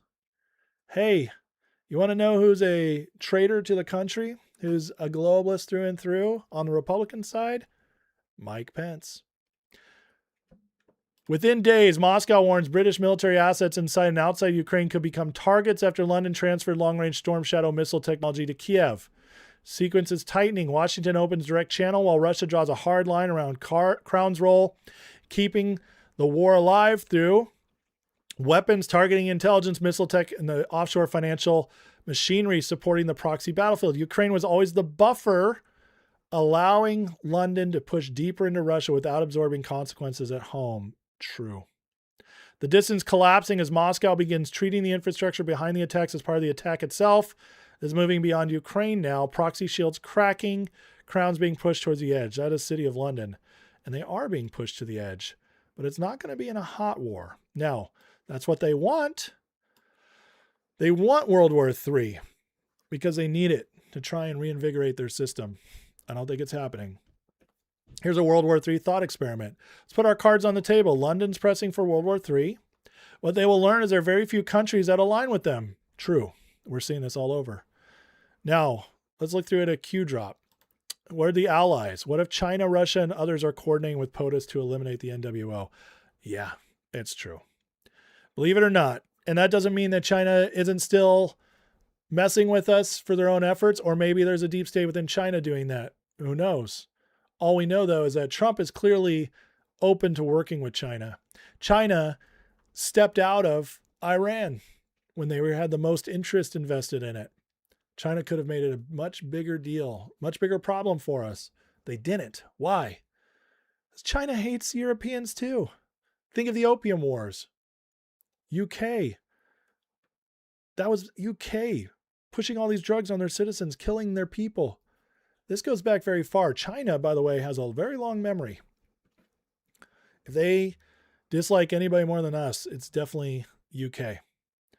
Now look at the board. London's pushing NATO towards direct war with Russia through Ukraine, while Trump's America opens its intelligence channel to Moscow. We just saw that this week. Britain transfers Storm Shadow missile tech and targeting support into proxy battlefield. Russia responds by placing military bases, weapons factories, intel facilities, and financial nodes behind those attacks. Pressure's moving upstream. This was never simply NATO versus Russia. Real dividing line runs through every country, government, intel, service, military command, central bank, and industrial system. On one side sits the crown. City of London, Brussels bureaucracy, captured intel networks, weapons contractors, offshore accounts, NGOs, media operations, still protecting on transnational order through layers of proxies and cutouts, of which we have been paying attention the last 10 years. Trump has crippled most of it. Yep. On the other side, sovereign allies. Trump's America holds the intelligence, cyber, financial, and military power capable of separating NATO from London's command. Russia has territorial depth, energy, deterrence, and kinetic pressure. Sovereign elements in China hold the industrial scale, while Saudi Arabia and emerging Middle East architecture weaken the energy and financial structures that fed the old system for generations. India, Turkey, Brazil, South Africa, and wider global South don't need to enter the battlefield. They only need to keep trading, keep energy routes open, reject London sanctions, and continue building settlement systems outside the old financial rails. In other words, grow more sovereign. It's everything Trump's pushing for all these people. Grow more sovereign. When the perimeter stays open, Russia can't be isolated and London can't control the outcome. They will become toothless. London can pull Britain, France, Baltics, pieces of Northern Europe into the fight, but it can't manufacture American logistics, satellite coverage, missile defense, refueling capacity, or nuclear protection. Without the U.S., NATO's shell remains while machinery inside it breaks apart. In other words, they can't do it without us. They don't have near the power to do it. And that's why, one of the reasons why in 2024, when Trump won that election, we won. And now all we got to do is finish the win. We can give it up if we quit, but we are in the driver's seat. We won the Battle of Gettysburg. We won taking the shores of D-Day. Now all we got to do is finish the job. Ratcliffe in Moscow was a signal. Vatican being there on the same day is also a signal. Washington has its own channel. Russia's pushing the consequences back toward architecture sustaining the war. London could call for a world war, then they'll discover the world has already changed sides. War is over before it begins. I think this is very close to the truth. I really do. One of the reasons is, well, Trump seems to know. Has Putin agreed or committed to not attacking a NATO territory? I've had good talks with him. He's not going to be attacking a NATO territory. Mr. President, Let's hear that one more time. I've had good talks with him. He's not going to be attacking a NATO territory.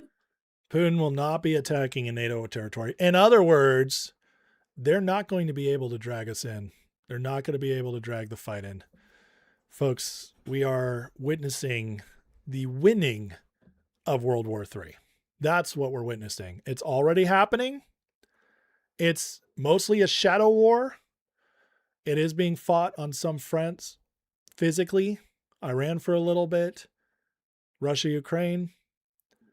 But Trump is fighting to win by actually dismantling the one thing that can end it, which is the financial system.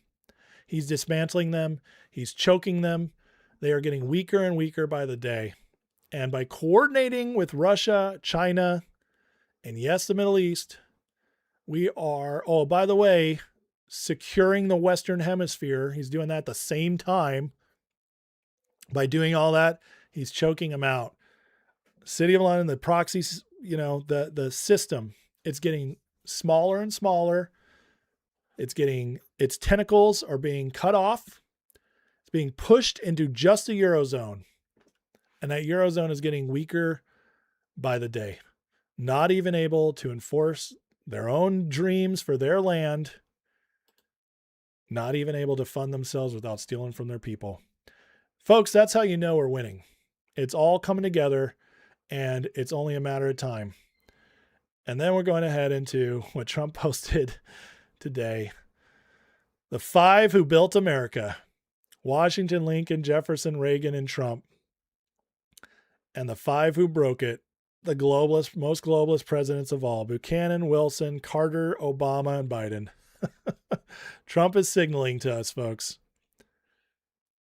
We're headed to a much better future because of what this man's doing in defeating what these guys tried to do. It's a beautiful time to be alive. All right, folks, hit that like and subscribe. Next, we're going to get into the midterms, where we're headed, why I'm getting even more confident by the day that we're going to win the midterms. We got massive news from Trump today on his plans for pushing the midterms and pulling off the win. So I want to cover that as well as other interests around it. And then, of course, we'll finish with a Grifter Report today. But before I do, let me get in the chat. That was a long segment. Let me catch up with you guys. Let's see. Vaughan with the, what is it? NOK 50 from Vaughan J. Happy says, thank you very much, Vaughan, for the super chat. I appreciate you. I don't know what currency that is, but I very much appreciate it. And then Keishu with the $20 super chat says, it's payday, foo. Henceforth, all published North American maps should identify Canada as New India. Oh, man. New India. That's messed up. Very funny, though. Okay, let me check for tagged stuff. Catch up with you guys. I know there was a lot in that segment. So I'm sure there's plenty of stuff in here. But again, if you didn't tag me, I'm probably not going to see it because there's a lot of stuff here. Let's see. Michael Argenti says, Pence reminds me of Reagan, Bush 41. Bush was forced on Reagan by RNC, much like Trump was misled to bring Pence on his ticket. Was he misled? I don't know how I feel about that. Was Trump misled with Pence, or because he was at the beginning of getting into the Republican Party and needed to win the election, did he make a compromise with them? If you guys support me, because by the way, you can't win the presidency as a third party. There's just not the infrastructure for it. It would take years to build it up. So by going through the Republican Party, did Trump make a deal with them? Sure. Pence, I'll nominate Pence as my VP if you guys support my campaign and pulled the Republicans in. Did Trump just do what he had to do in order to win in 2016? And in the process, yeah, they undercut him, but he also started exposing them. So but the other question is, Trump knew how bad the Democrats are. He might not have known how bad the Republicans were. That's the other thing. So Diane says, the dumbest thing, Trump and MAGA America First is not popular. Absolutely. I completely agree with you, Diane. We're way more stronger than they think. And the primaries kept reminding them that.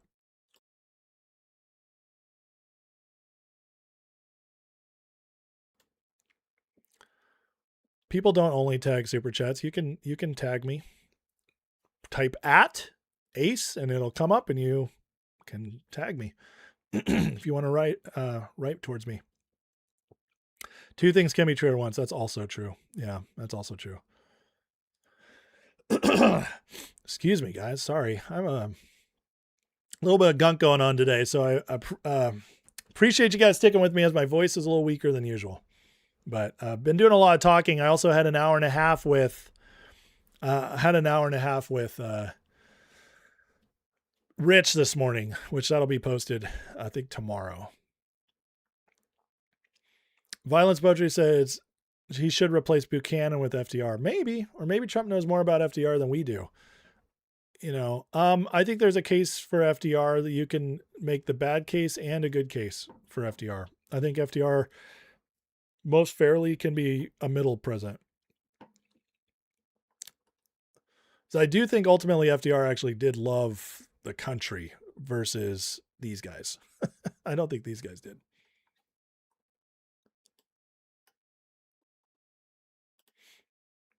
When I type Ace, it doesn't seem to tag you. Yeah, but I still see the @, so that helps. Okay. Starchild says, I agree. He didn't know how deep the swamp ran. He wasn't aware how bad and deceptive rhinos are. I agree. Yeah. Some people are trying to get me to only answer super chats. Listen, folks, I like the community. I do. There might come a time if I have Tim Pool numbers, if I have 20,000 people watching, then yes, I'll only be able to get to super chats. But as of now, you know, part of what built this channel is me talking to people.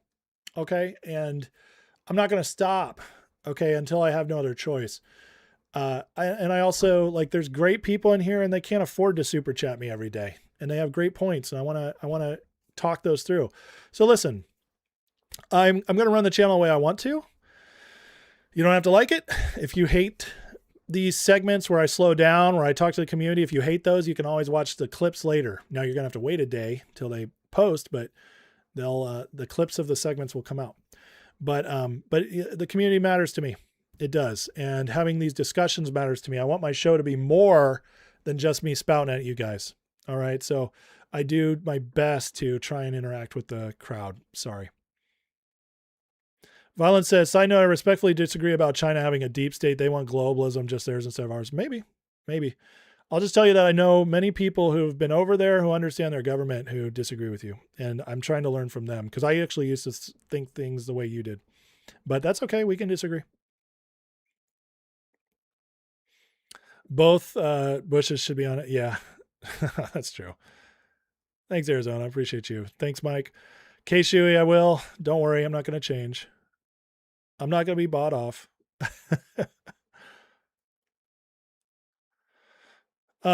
Mark says military monitoring 2016 election, whole Trump era's military. I do agree with you on that. I do think that's a big part of it. Absolutely. McKinley was very important, Herman. I agree with you. Thanks, Delilah. Appreciate it. Jane says, thank you, Ace. Some can't afford super chats. We have brains. Well, you do. Absolutely. And again, if I get, if this channel keeps growing at this rate, listen, my channel, guys, has grown. What would be the math on this? My channel's grown 600% this year. 600%. If it grows even another 100% in the next year, it's going to be very difficult to do anything but super chats, but I'm going to hold off as long as I can because, and it's not because I need, like the super chats. It's because it'll be the only way I can tell what's being written to me because everything else will move so fast. And that's just a reality of the chat. And, but I'm holding off as long as I can. I want to be able to, I don't want it to be pay to play. I understand at some point you get big enough where, and I don't know if it'll ever happen to me. I don't.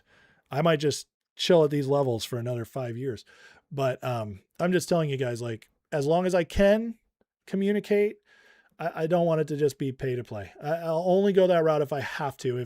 If my time becomes so, so valuable because it's so wanted by so many people that the only way I can slow down is to do that. And that is a fact. Like Tim Pool, Matt Morris, these huge guys, they can only read super chats because when you get super chats, you can stall it and it puts it in a way where you can read them all the time. The rest of the chat, as it gets pushed in, it disappears. I can't read it all. And so that's just a reality of streaming. And once you get to that point, you can't read anything else but super chats. Explorator V with a $5 super chat says, run the channel your way. Never stop doing the doomer crashing out voice. I won't. Doomers. That's how I think of them. Moldegard, ain't nobody as dope as me. I'm here to listen. Okay, awesome. I love the confidence. Frosted Slee with a $10 super chat says, appreciate the way you break your content and clear, precise segments. I can easily jump to sections later after the live stream. Thanks for keeping me informed. You're welcome. Thank you for saying that. I appreciate it. Ron McBride says, if folks want to learn more about City of London, General Holt, Watkins, Burlingame, Luongo, Kukinda, Alex Craner. Yeah, they're all great. Although I will say this, it sucks, but I think Alex Craner's lost his damn mind. And I really liked Alex. I really respected him, but man, he's either been psyoped or bought off. I don't know which it is. I'm going to just hope it's psyoped because I don't want to demean his character. But Alex Craner's lost his mind. He's lost the plot. He's gotten so doomed that he has just decided to go all in on blackpilling, and Trump is a globalist. Trump's one of them. And it's so crazy to me, but he's gone. He's lost me. And that's sad. I hope he comes back someday because he used to have great stuff. Violence says, only able to join the lives after you went daytime. Tripped over algorithm, fell into your content a few weeks before you switch. Yeah, man. I mean, I'm glad I get to do days now. It's so much easier for me, but I know I miss some of the people who are at night too. I'm going to forget us. I'm not going to forget you guys. You're funny. And if you're members, I definitely won't forget you because I can always chat 24/7 in there.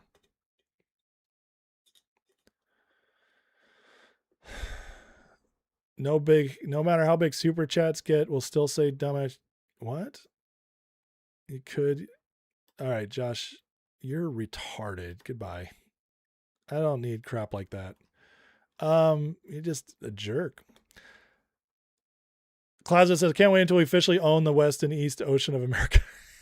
That'd be awesome. That's hilarious.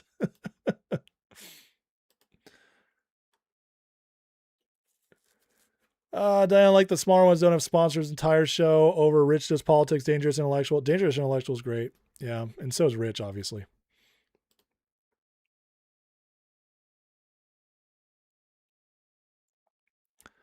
Need more member streams at night? Man, I'm working on it, guys. My personal life's been crazy all summer, so I can't do it right now, but I would love to. Lisa said to listen to him with Rich, Susan K, and Tom, and was like, no thanks, no more doomers. Yeah, it's sad, right? And the stuff he was saying didn't even make sense. It was so easily like debunkable. Okay. Yeah, join on Patreon, get a free month and Discord access. Absolutely. Eldrin Arena says, listen to Blaine on Joel Altman last night. Blaine's gone a little bonkers too. I think with Blaine, he just has disagreements. Like we see things a little differently, but I'll have to listen to that one though and see what you're talking about.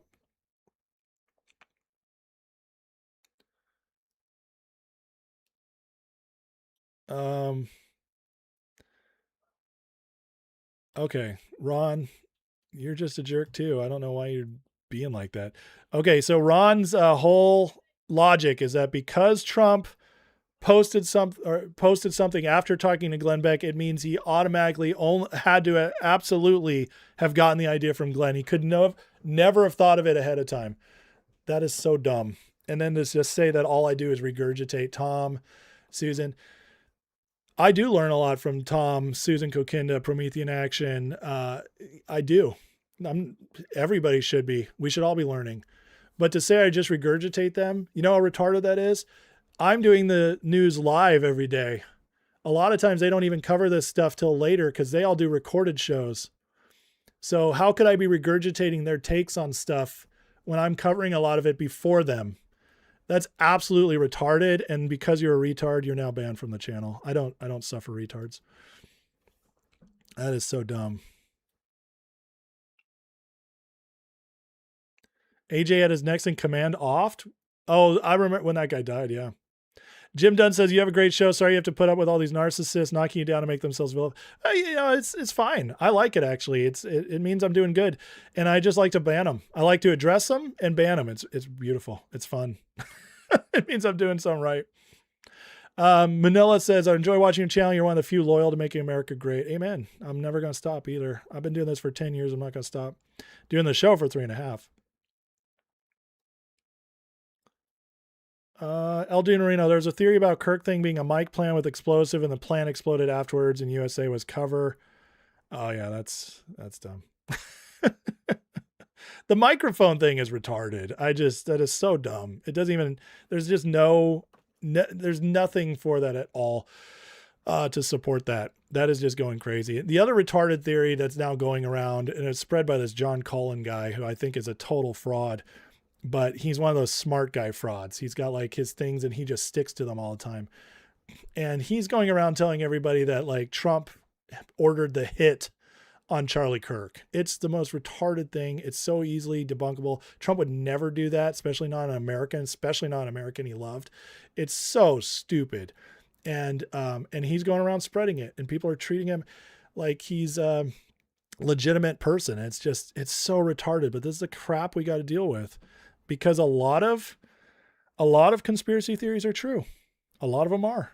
And because a lot of them are, they go down and some people are like, every single conspiracy is true and I just got to believe it all and Trump's bad and everybody's bad. And it's like, once you get to that point, you're just retarded and you can't offer anything. You're just not worth listening to.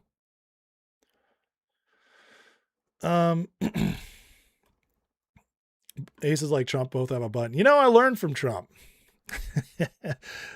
I was always a little abrasive. I like being abrasive. It fits me. But I'll tell you that for years, I kind of tamped it down because I was in the church and I was trying to be nicer and a lot of good that did me.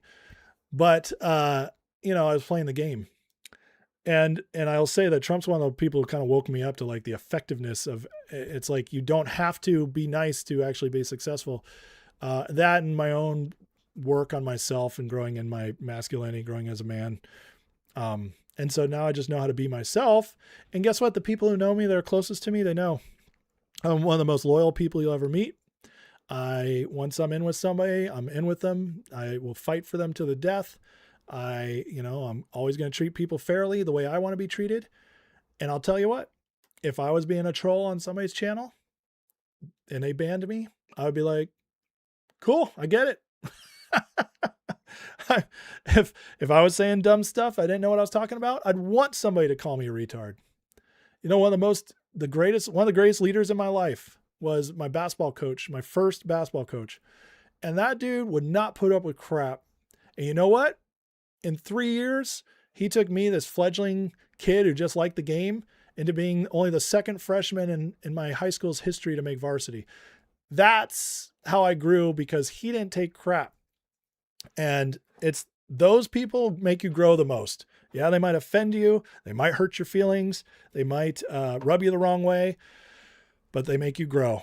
And so I'm just going to be, that's who I'm going to be. And also it's fun. So Jenny says, no way I regurgitate it. Thank you. I don't try to. And listen, when you learn from people, you're going to have a lot of crossover. Don't get me wrong. And I learn a lot from people like Tom and, Susan Kukinda, et cetera, et cetera. The Blue Dot $5 super chat says, you may get tired of winning. Say, please, it's too much winning. We can't take it anymore. We're working on getting to that point, don't we? Jen says, if you ever need help, I'm here for free. I have no life. Jen. Okay, well, I'll consider it. Deuterino says, I thought about maybe Blaine was trolling Joe or trolling all that. Maybe. Well, I'll have to listen to it. I've met Blaine. I've talked to him, so I have a pretty good read on him. Did I see Doug Ford flip on Wolf Blitzer? No, I didn't. Sally says, I listened to Glenn Beck interview. It sounded like he was unaware of the regulations. Okay. I mean, I'd said it's a possibility, but I also said it's very possible this is all set up. And that would make a lot of sense if it was. So 40 trillion of national debt is a problem. Yes, it is. But it's also not the problem people think it is. Nisha says, Alex Craner is not TDS. I've seen his interview yesterday. He's an open mind about Trump. Does he? Are you sure it was one of the more recent interviews? Because if I go to his X feed, I'll show you. Alex sure doesn't seem open.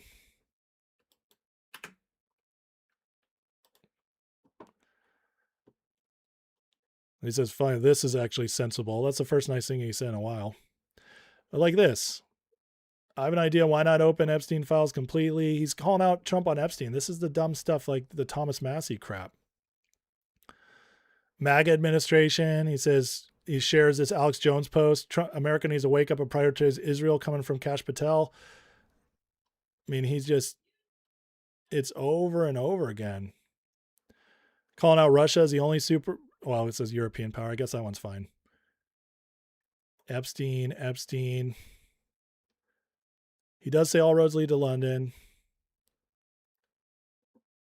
So anyway, but I've just been listening to him lately, and it's just been a lot of it is just very anti-Trump and this whole he's really been pushing the whole Israel and the West are it's all deep state. So anyways, yeah, I just haven't been impressed with him lately. So okay. Steven Vasquez asks, I graduated Sonora High School in 2003. Did I go to Sonora High or Somerville? Neither.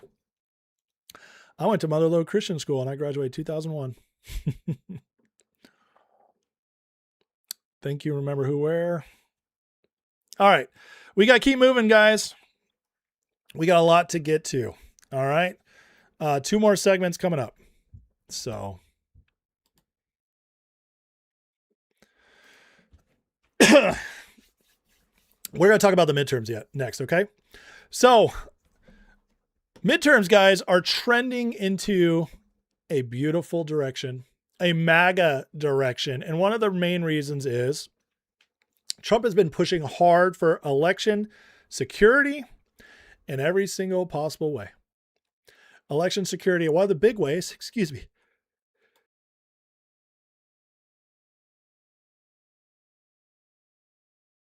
Sorry, guys, like Tucker Carlson, I just had to purge a demon, apparently. Let me start over. All right. So the midterms are coming up, and I'm getting more bullish by the second because Trump has gotten his the Supreme Court just upheld his executive order on mail-in ballots. And the USPS, United States Postal Service, was ready. And here's the latest from Trump, giving us an idea of what's coming on that. So with all of that, I'm very happy to be signing the voter integrity, and I think it's going to be really great. So if you don't mind, I will take some time, and I'll make this signature absolutely perfect. So it looks very good. So far, so good.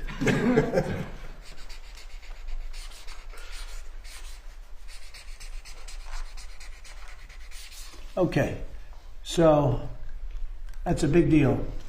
Very proud of it. And I don't know how it can be challenged. You'll probably challenge it. You may find a rogue judge. You get a lot of rogue judges, very bad people, very bad judges. But that's the only way that can be changed, and hopefully we'll win on appeal if it is. But I I don't see how anybody can challenge it. I don't see how they can challenge it. And remember, it's about voter integrity. We want to have honest voting in our country, because if you don't have honest voting, you can't have really a nation, if you want to know the truth. Howard, I'll give that to you. So that's when Trump first signed it. And what happened? He completely turned out to be correct. Supreme Court has now upheld it. No more challenges are going to survive. In fact, we're at the point where now the Supreme Court said, you cannot sue unless there's been injury done. Well, how does injury get done from this? It gets done in the election, which means if the Democratic states want to sue and have standing with the Supreme Court, they have to sue after the election to prove it. And you want to guess how many states will want to sue after the election and have to go through discovery on their voter rolls and all that?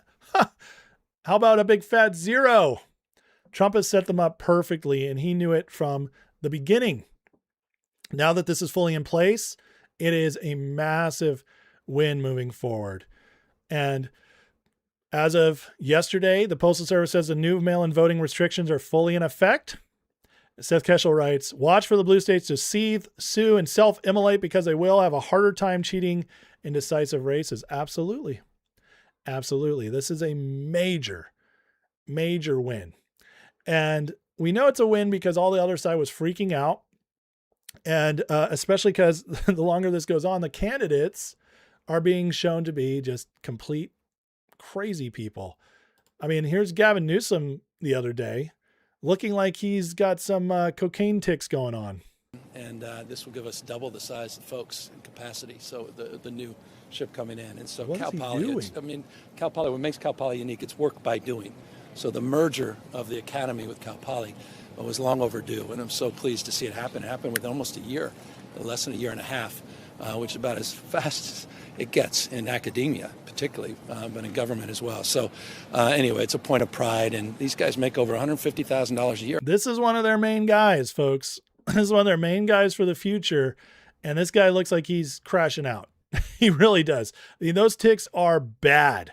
This looks like he just was like an 80s actor who just got called to the set, took a quick line, went, whoo, and then showed up and whoo, whoo, like wild stuff. This is who they got. It's who they got. And they're showing us who they are more every day. AOC, also big contender for the future, just renewed her membership in the DSA after 7 years. She was holding out, waiting to see if they'd start gaining momentum again. And now she's going all in. Problem is, that's really dumb, AOC. Not that anybody thinks she's very smart, because now everybody's going to be able to point to the commies and say, oh yeah, she's one of them. Moderate Democrats hate this. The establishment Democrats hate this. And guess what? The American people sure hate it. What a dumb move. But again, they're starting to think it might be their time. I'm here to tell you it's not. And the more they come out and show us who they are, the better. Speaking of showing us who they are, Talrico. There's a big push against Talrico right now. They're starting to really expose him. We saw that low T Talrico ad the other day, which is excellent. There's no way Texas is going for this guy. And Trump, he went to True Social mocking Talrico in several posts. And then also, when asked about him, had this to say, and you guys let me know if he's worried about these candidates. We have a very good candidate, Ken Paxton, and he's running against Telefrico, they call him, because he is a little freaky, and that's not a man that represents the value of Texas. So I'm going to help Ken Paxton, and I'm going to spend a lot of time in Texas. We're running against Telefrico, they call him, because he is a little freaky. I love it. I love it. This is a fun movie, folks. It's a fun movie to watch. This is going to stick. Telefrico, stuff like that. It's going to stick, and it's going to just make it more overwhelming. All these candidates are dragging down the party while we are shoring up the elections and gaining in the momentum of the desire to vote. That's what I shared the other day. The energy is back in the Republican Party, and we haven't even gotten started yet. One of the reasons the energy is coming is because we're starting to see how awful the Democrats actually are in a way that's reaching regular Americans. And one of the reasons is Hassan Piker, who's now tied to several of these candidates, especially Abdul Sayed in Michigan, who he's buddy with, partying with him the night before the primary. As Hassan Piker's clips get shared and his connection gets shared, it's getting, the Democrats are freaking out. Around 20 Democrats now in the Senate, in the House of Reps, have already signed on that they disavow him. The civil war continues to grow, and it's because of reasons like this. What I don't understand is why you claim you're brave. I say I hate America all the time. A lot of motherfuckers want to kill me over that take, but at least I say it with my fucking chest. People will be like, Hassan, you hate America. I'm like, yeah, I do. I do hate America. Just put that in an ad. Put that in an ad, Republicans, and it will win you all kinds of votes. All kinds. Now, as this is going on, Trump has been proving to actually understand the political landscape. And see, while in general, the general public, data centers have not been popular, although people are starting to wake up and starting to accept them with limitations, which is exactly as we should. But look at this. Labor unions are threatening to withhold support of candidates opposing data center projects. Oh, really? So who is one of the main funders of the Democratic Party? One of the main funders of their candidates? Oh, yeah, it's Democrats. What have Democrats been doing running around? We ban data centers. We're putting moratoriums on data centers. Meanwhile, Trump is saying we need them. Is it possible that Trump not only understands how the data centers can actually be beneficial, but he's also playing a political game, getting the Democrats to all come out against them publicly and declare these moratoriums so they lose more of their base, more of their money? It wouldn't surprise me at all if that's exactly one of the things Trump's doing, because this is a big story and this is definitely going to offend and affect Democrat candidates. So again, Trump, he always seems to be playing multi-dimensional chess when he's getting everybody focused on what's right in front of him. Now, shock polls are starting to come out that have the Democrats scrambling. This is one of them. Remember, polls are fake unless they're internal polls, and which rarely leak, but occasionally do.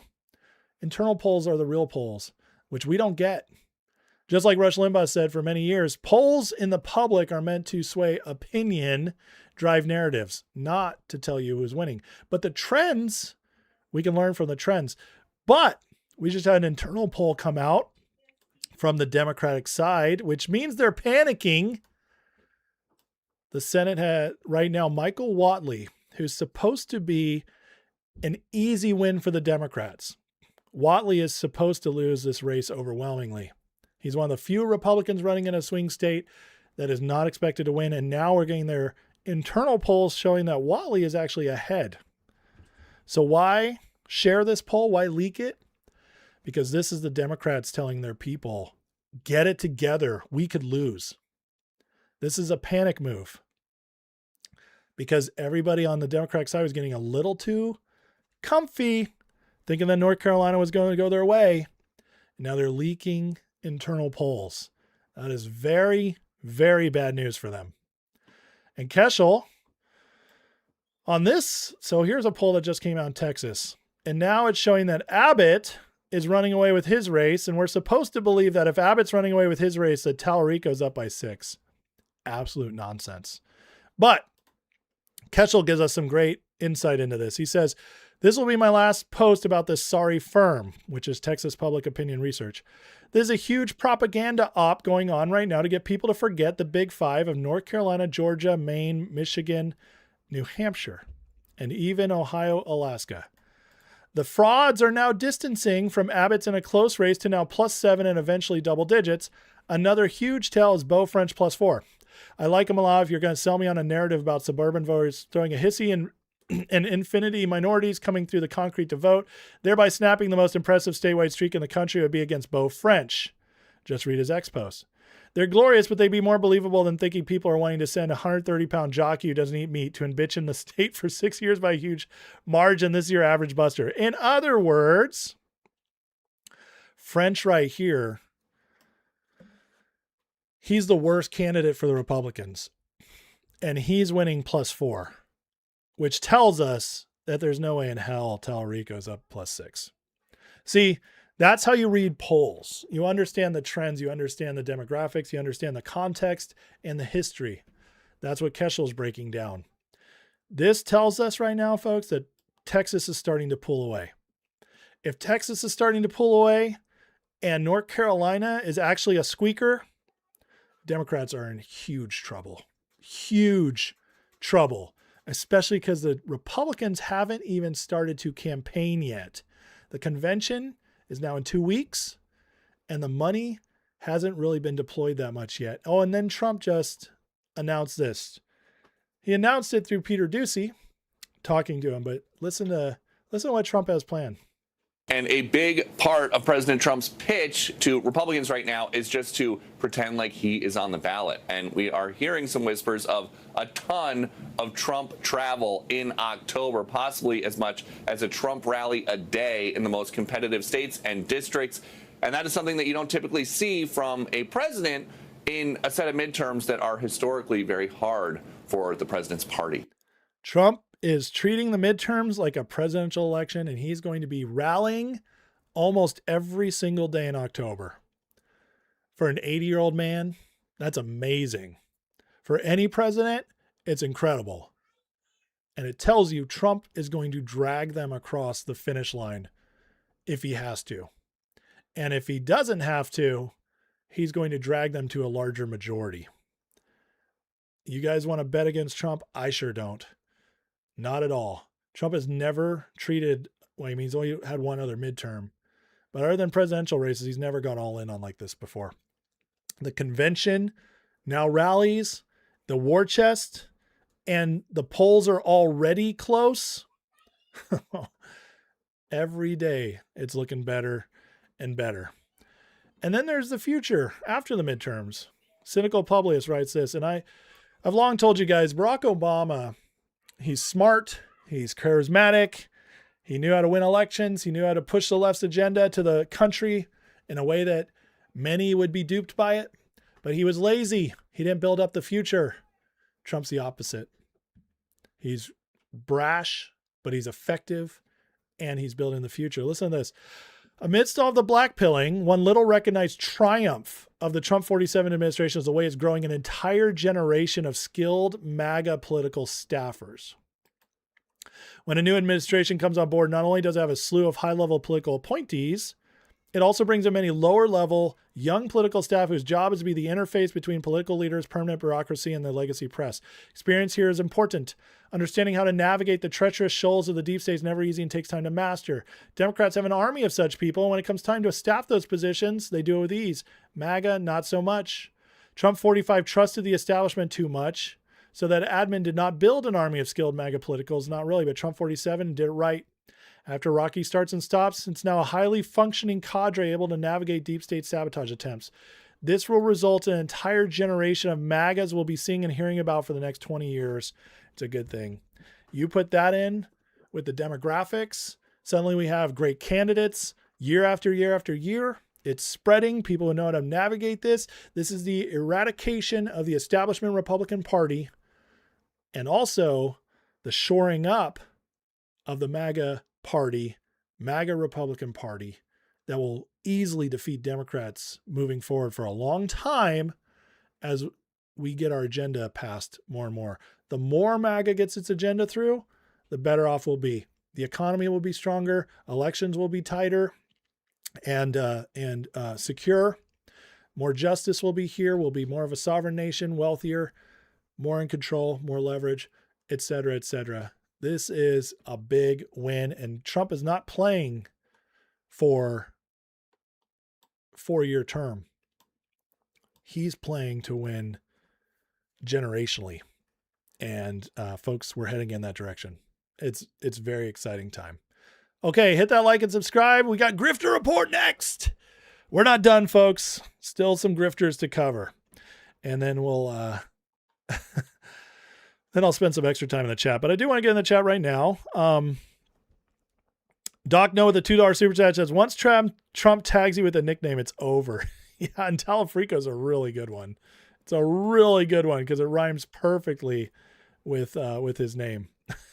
Talafrico. So good. So good. He's the best. He's the best. We don't deserve him. Let's see.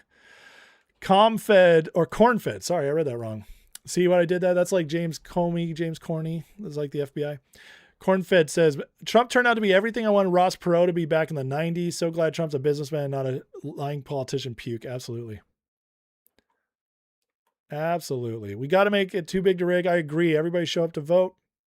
Sheesky says, Trump's ability to slaughter the cabal is due to optimal timing and the plan one thing after the other in order to all planned and prepared for. Hallelujah. 100%. 100%. State Department reveals Portland Antifa used militant tech. Yeah, I covered that the other day, Terry. Thank you. Diane says, gonna miss you all over the weekend. I do honestly enjoy chatting with you all through the week. God bless you, Diane. Have a great weekend. Oh, Trump's gonna push it through. The rallies are they matter. You know, a lot of us just watch the rallies on TV or hear about them. But I tell you, folks, those rallies matter. They create a lot. They create a lot of what's the word I'm saying? A lot of momentum in the States. It's really amazing what they do. Nisha said, Alex Craner said yesterday I don't believe Trump's on the Epstein files following Julian Assange confirmation. Well, that's good to know. I'll have to listen to his latest. I'll give Alex a little more time again. I've been really upset with a lot of the stuff he's been sharing and posting.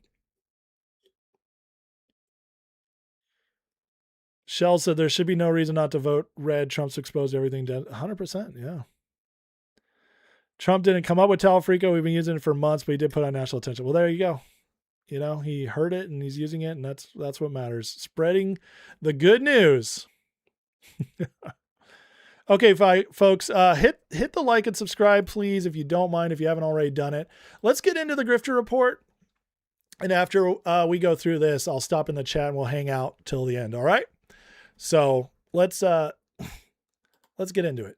Again, if you want to get my attention when I stop after the segment, please hit that like and subscribe. Please tag me if you have questions, comments, disagreements, respectfully done, of course. And that feels like, well, it reminded me of an old commercial. And then obviously, if you want to support the channel, Super Chat's always guaranteed to be read. Thank you very much. Okay, for your attention to this matter. Grifter Report time. Alex Jones. So, yesterday, Tucker Carlson had Greg Bovino on, and Greg Bovino had all kinds of stuff to share that sounded like complete nonsense, but of course was being used to attack the Trump administration where he's most popular, which is in the border, immigration, deportations. The number one reason a lot of people in the middle voted for Trump was fix the border issue, and he did. And then Greg Bovino got fired, got upset, now is going on Tucker Carlson to spread the news that the Trump administration's lying to us and they're not doing what they say they're doing. And we could maybe trust him. Except he went on freaking Tucker Carlson, which Tucker Carlson has completely lost his mind. And if you want more proof of it, that Bovino can't be trusted, well, he followed it up by going on Alex Jones' show. Of course, Alex says, former Border Patrol Chief Greg Bovino says Trump's being kept in an information bubble, and he doesn't blame the president. Well, this is the game they play, as I've been saying for a very long time now. The game they play is when their audience is completely reliant upon Trump people, for the most part. Probably 80% of Alex's audience still likes Trump, but is a little worried about what could be happening. They blame it on the people around Trump, as if Trump's some big dummy who only does what his people tell him to do. That's what they want you to believe, which maybe is even worse. I don't know. That's up to your decision. But I did want to share this right here because I talked to you guys yesterday about how Bovino sounds like Diesel, my old boss. I'll name it. I'll name it right now. And I shared with you guys my story of how I once needed a job, and my friend, he was working as a landscaper and said, "Oh, I'll get you a job with Diesel." I said, "Okay." Called up Diesel, expecting to hear, "Hey, I'm Diesel. Yeah, okay, come on, work for me." I expected to hear tough guy. Instead, I picked up the phone, I called, and I heard, "Hey, yeah, this Diesel." I said, "Okay, what's going on here?" Met him the next day. Guy was about 5'7", flabby, skinny arms, but wearing a tank top, of course, and very proud of it. He reminded me exactly of Bovino. And today, Bovino not only has the voice, he's now sporting the tank top to go with it. I mean, when you can spot a type, you can spot a type. Right? Am I right? Am I right? Again, listen, folks, you know, I don't like to believe that these people are grifters. I don't like to believe that they are liars. I want to believe that they wanted to serve their country. But when you go make the rounds on the grifter network and you're in your 50s or 60s and you're still sporting the neo-Nazi tough guy look as a small guy with the tank top, I have questions. And I'm sorry, there's a reason for generalizations. There's a reason for stereotypes because they're almost all true. So I'm just saying, a little odd, but he followed it up with from Tucker to Alex. And so if you guys were wondering if Bovino was telling the truth, well, there you go. Now, Steven Crowder, not one to mess around, he completely broke down the Bovino Tucker interview, and he did so very effectively. Claim after claim. Immigration enforcement is completely stopped. Truth. Bullshit. Border crossings down 94%. Deportations past 3 million and counting. ICE arrests, I would say it's actually 4 million, Stephen, but that's okay. ICE arrests, 50K a month. H-1B down 87%. 375,000 visas revoked. Claim. Trump completely surrendered after Minneapolis. Truth. Arrests have increased. July is the highest ever. Since then, there's been 217,000 total arrests, and that's not counting self-deportations. Claim. Trump's only targeting the worst criminals, ignoring run-of-the-mill illegals. Truth. 70% of those currently detained by ICE have no criminal conviction. Over 1 million who just lost TPS are being detained and deported, including 600,000 Venezuelans and 300,000 Haitians. Most with zero criminal record. Claim. Trump's gaslighting America. Truth. Arrests are averaging more than 1,500 a day. Claim. Homan was only a Border Patrol agent for a year. Truth. Homan was a Border Patrol agent for almost 5 years. Claim. 77 million Trump voters have been betrayed. Truth. Trump's currently more admired than Reagan and Lincoln. All facts. Bonus claim. There are at least 105 million illegals in America now. The real number, 20 to 40, is bad enough unknown. And I agree with this. I don't know if it's 20 or 40, 50, but there's no way it's 100. That is insane. And think of all the people pushing that propaganda. It's just no way it's possible. That would be 1 in 3, 1 in 4 Americans. Just not possible. But here's Crowder going through it a little bit. Let him share in his voice for a sec. First claim. This is from Bovino. Actually, let me go to the bottom. Patrol agent from 1984 to 1988. You know, details like that matter. If you're going to go after Homan, at least get your facts straight. Because if you get that one little fact wrong, as Crowder shows the receipts, how can you trust anything else? Right? By the way, what a mustache Homan was sporting back then. I'm glad he grew out of it. 1988. The next claim. And this is kind of just more of an opinion, but that can be refuted through looking at polling data. 77 million Trump voters have been absolutely betrayed. The 77 million voters that voted for mass deportations, I guess they didn't matter anymore. That voice is something else. I'm sorry. I'm not usually one to mock somebody's voice, but that is not what you'd expect from the tough guy taking out the illegal immigrants. But it does matter. It matters to you. It matters to me. It matters to the 77 million people. It matters to me. I think it matters to you. I think it matters to everybody here. 100%. And it certainly matters to the people who made immigration their primary issue, which, by the way, we've been told doesn't matter so much anymore. At one point by Tucker himself, that's a distraction. Yep. Because here's the truth.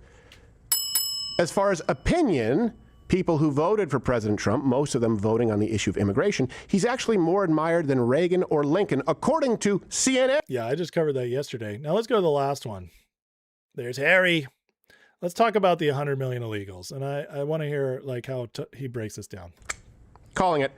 They put this number out so that if you refute it, they say, see, these people don't care about immigration. No, I care about truthfully addressing the issues. I've always said, if the truth is enough, exaggerations and a lie hurts your case.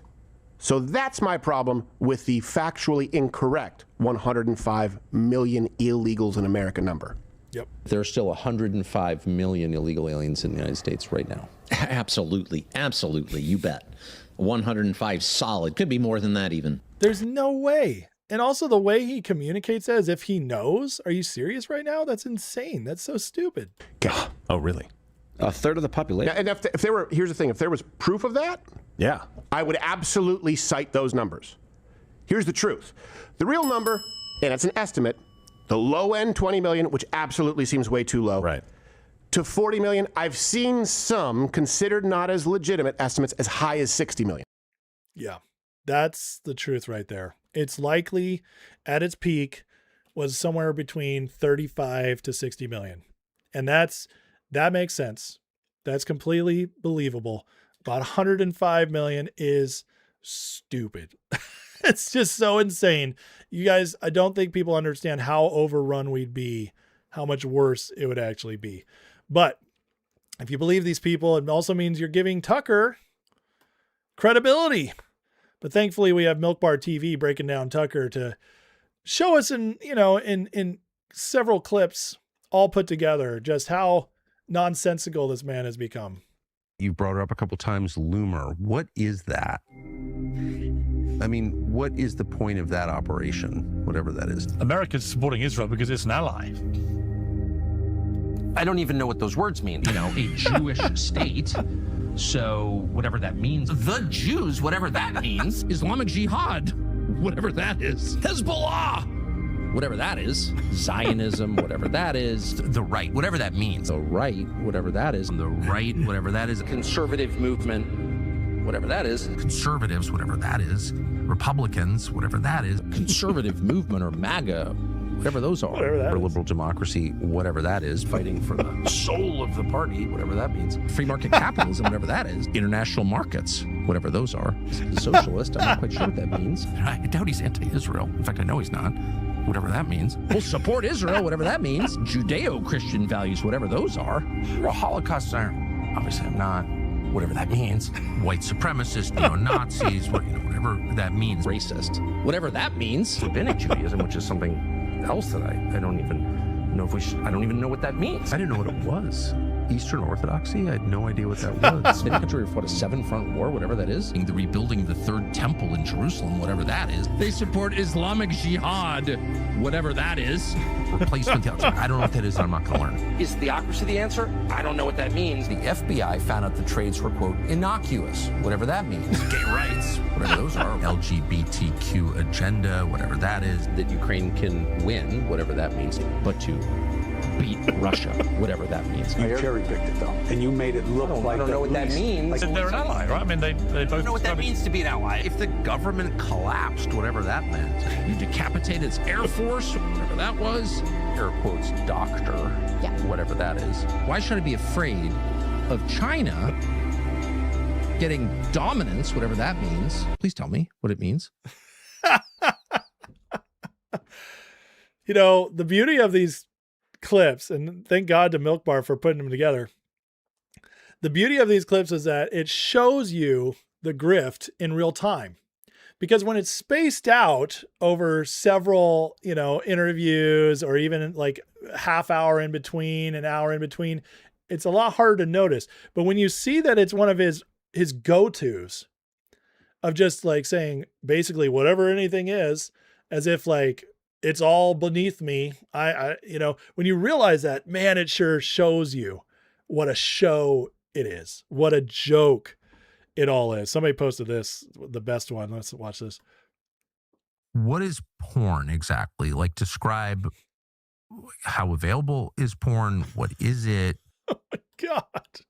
Well, to quote a famous person, Tucker, once you see it, you know what it is. Jeez Louise. Tucker, he says that out there. Well, it all starts to make more sense with Tucker, though, the farther you look into him. And man, this is incredible. So Erica dug this up about Tucker Carlson's father. And I didn't know this. You know, Tucker Carlson's father did have some CIA ties, but I didn't know this. Look at this. Tucker Carlson's father remains the longest serving director in the history of the government-funded media Voice of America. Before he died, Richard Dick Carlson, born Richard Boynton, which is interesting, he changed his name, signed a letter urging Congress to save it after POTUS removed it to dismantle and citing radical liberal propaganda. So his dad was the longest serving director of Voice of America, the radical liberal propaganda radio show we would push to other nations to radicalize them. Huh. Learned from his dad, huh? Propagandist. Talking points. Swaying nations. Interesting where he comes from. Trump admin is still in multiple legal battles to defund this rogue organization. Tucker monstered propaganda from Daddy Dearest. Absolutely. But isn't that wild? All through the 80s and 90s, he ran it. Pretty crazy. Once you understand where Tucker comes from, it makes so much more sense where he is. Whatever that means. My dad was in the CIA. I mean, whatever that means. He used to propagandize nations into becoming left-wing socialist authoritarian nations that we could control by proxy. whatever that means. I can't do it. We need Ami here. But it's crazy. But, you know, it's good to know because, you know, when people are going on these shows, we're just going to keep uncovering it and showing how crazy these people are. And speaking of crazy grifters, how about Thomas Massie? Well, Massie done gotten himself into some trouble yesterday. See, the other day he came on and he said, if you are calling for me to release the names, if you think I need to release the names of the Epstein files and you don't understand what I did, you're a paid propagandist. That's what Massie shouted out to everybody. Basically, you can't challenge me that I didn't release the names I said I'd release. And now he's in cleanup mode, and it's hilarious to watch because you can see Massie panicking right now as he's responding to people coming after him. Thomas Massie, you're representing the truth. Fact, I forced the release of 3 million files with names in them. I exposed 2 names improperly redacted. I named 3 names on the floor, and the Oversight Committee called them in for depositions. DOJ did nothing. Really? You called in people that had been known for years. Luke Brunel, Leon Black, we knew these guys. That was nothing new, Massie. And if you forced the 3 million files, well, that's funny, considering that your bill was about to die on the Senate floor until Trump told them to vote it through. Oh, yeah, and if it hadn't even died in the Senate, which it was going to, and had gone to Trump, Trump could have vetoed it. So who released the Epstein files, Massie? Trump did. Sure, you wrote the bill. Trump's the only reason they got out there. Had nothing to do with you. Nice try. But of course, the narcissist always trying to take his credit. On this one, to be clear, I've read names on the floor. Jess Staley, Les Wexner, and Leon Black. We knew them. They weren't new. Men who are incriminated in the file seriously enough, the Oversight Committee brought them in for sworn testimony. That's true. And we learned nothing. Thanks, Massie. So it's interesting is that none of them are upset the administration is still withholding 3 million files and won't prosecute those who have been incriminated. Well, you can't prosecute if they're incriminated if there's no evidence directly tying them, can you, Massie? Dummy, you know that, right? I thought you went to MIT. I thought you're smart. Some are paid and not stupid. Most are accounts that don't actually represent individual people. Okay. Massie's in damage control. They are turning on him. And it's hilarious. In fact, it's gotten so bad that Marjorie Taylor Greene decided to jump in to defend Massie. Except she made it worse. Marjorie Taylor Greene admits we don't have the names. At least I don't. Wait a second, Marjorie. Every person in Congress, and now you quit, so you can't do it, but every person in Congress can go read the unredacted files. In other words, they could go through day after day, read those files and release whatever they wanted, because you can't be prosecuted for defamation from the House floor. You can say whatever you want. So you could reveal them, or anybody else could. But here's the tell. We don't have the names. Okay. Well, you just told us what we need to know. They don't have names. They don't have the connections. They're lying to you that the Trump administration is being held back, because they don't exist as far as we know. They're not in the files they can read. I'll tell you that much right now, which might be the only files the Trump administration currently has, because several judges have refused to release those files in state courts. That's a fact, folks. Look it up. She basically admitted this. She said, I offered to read the list of names on the House floor at the press conference if they wanted to go that route. No, that's not what you said. That's not what you said. But the victims want the correct process in the law to be followed, which is to release the Epstein files. Such a lie. This is all such cover. Just covering it up. That would provide actual evidence instead of a member of Congress reading a list of names without actual evidence. If you read the names because you said you found it in the Epstein files and connected them, that's pretty good evidence. This is all just panic mode, trying to hide, trying to cover themselves for not following through. Now, Massey is on a heater right now, as Trump just let the ranchers have a better option for processing their meat. Executive order going to provide the ranchers so they can process their own meat, not have to go through the 4 superpower monopoly processors that are driving up our prices, cut out the middleman. Great, right? Well, Massey, of course, can't even celebrate something good Trump does. He has to poo-poo on it a little bit. As Massey says here, this is great, but it should be a law, not just an executive order. My Prime Act has dozens of bipartisan sponsors. A pilot program for is in the House Farm Bill. Pass the Prime Act. Why can't you just celebrate the win, dude? Because he's not really pro-American. He's got to make Trump look bad at every opportunity. That's how you know he's a grandstander. That's how you know he's a fraud. As Gina Milan posts, does he ever shut up? He turns every issue into an excuse to make it about himself. After years of giving us nothing but lectures, no votes, and gaslighting. Can't wait until January when he's finally gone. Absolutely. And she's not the only one. Massey is losing support like crazy. Sarah Fields, huge previous Massey supporter, would always post his stuff. He's the real America firster. But now he's gone too far because they are tired of the lies. Here's her sharing his post. Survivors at a press conference announced they're privately compiling their Epstein list. They would be sued into homelessness, but Marjorie Taylor Greene are willing to name names under constitutional speech or debate immunity. Me and Marjorie Taylor Greene are willing to name names. What does Marjorie say here? If they wanted to go that route. But wait, Thomas Massey last September said they were already writing down the names. Sound like they were willing to go that route. Lies, lies, lies. And now Sarah Fields, one-time Massey supporters, had enough. Hang on, I've supported you in the past, but I think I'm done. You made this promise. So now when people confront you or challenge you, you're calling them liars and claiming they must be paid? They then prove they were paid. You won't. Why? Because once again, you're not doing what you said you were going to do. I'm so disappointed. People are waking up. Waking up to the grifters. Waking up to Massey, Marjorie Taylor Greene, Tucker, Alex Jones, Candace Owens, etc., etc. Why do I cover these people? Because we want people to wake up. Show the truth. People will wake up. Ignore them. They gain a little bit. Well, sharing the truth is a lot of fun. And so is mocking them.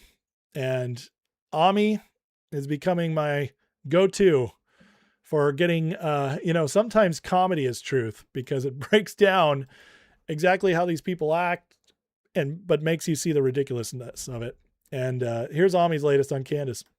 All right, you guys, get ready as today's episode is going to be absolutely explosive. It is going to be that as we have footage. Do you guys get I'm not just going the new security footage? He has nothing to say. He bleeped it out. Funny. He's a funny guy. Ami is he's killing it right now, by the way. Alex Jones and Dan Bilzerian. Wait a minute, Dan Bilzerian. So Why am I not? you're saying that there's this group of people that thinks they're superior to us? Can you explain that? Yeah, I mean, this is a supremacist ideology, and it's all about supremacy, and they just want to rule over all of us. Right, and they're saying this explicitly, like this is what they want. This is what they proudly state is their ideology. Yeah, I mean, they're saying it out loud to our face, and it's in their holy books, it's in their scripture. And we have to all live basically as their slaves, whether we like it or not, like they want to take away our freedoms and make us subservient to them. I mean, they say this out in the open explicitly, that they want to take over and basically destroy Western civilization. Right, you're talking about Islam. Israel, sorry, excuse me. Yeah, and Jewish supremacy. Right. Yeah.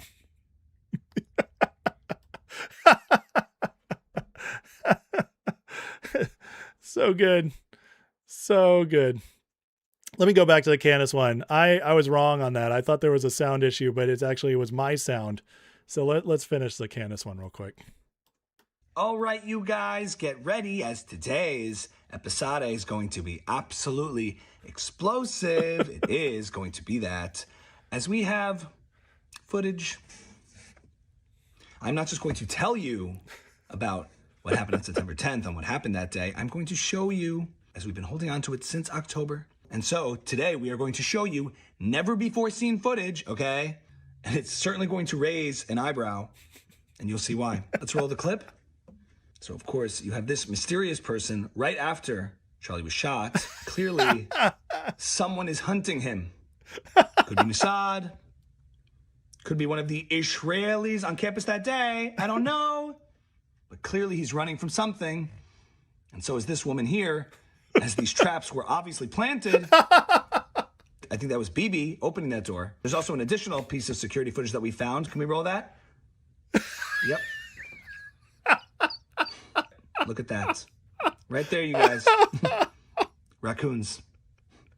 I just find that interesting.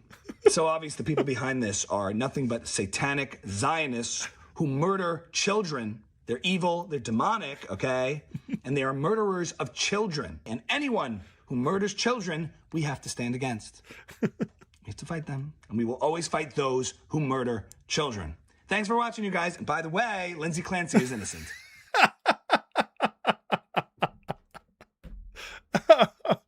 Unbelievable. He's the best. Oh my God. So good.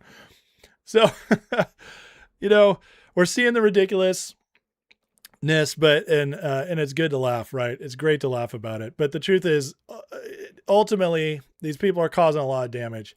And so we want justice. And thankfully, justice seems to be coming to all those pushing false narratives. Anna Paulina Luna announced that they just uncovered a Chinese bot farm of roughly 200,000 accounts. This divide you're seeing in our country largely manufactured by foreign adversaries like China, but it's not just the bots. It's also the foreign paid influencers. And Daily Mail wrote, Anna Paulina Luna launches warrant to expose grifter social media influencers paid by foreign interests. And she writes here, the disclosures are coming. This is bipartisan and bicameral bill. It looks like we're going to get it through. And that, friends, would be massive. Force them all to expose themselves.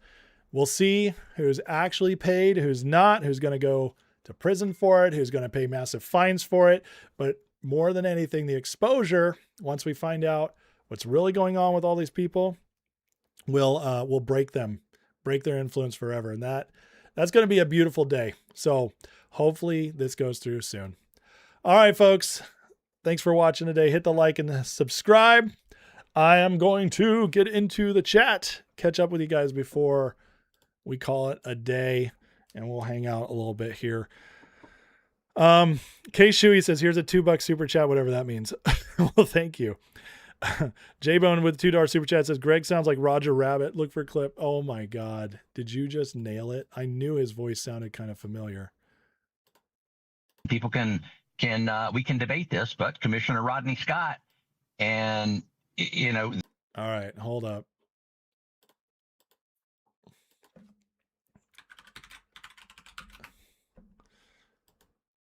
Yeah, I think Rabbits is a little higher, but I think you might be close. I couldn't let that happen. Oh, that's Jessica Roger's not in that scene. Dude, I think you might have nailed something here. But I need a Roger Rabbit scene. I need him to actually speak. Oh, here we go.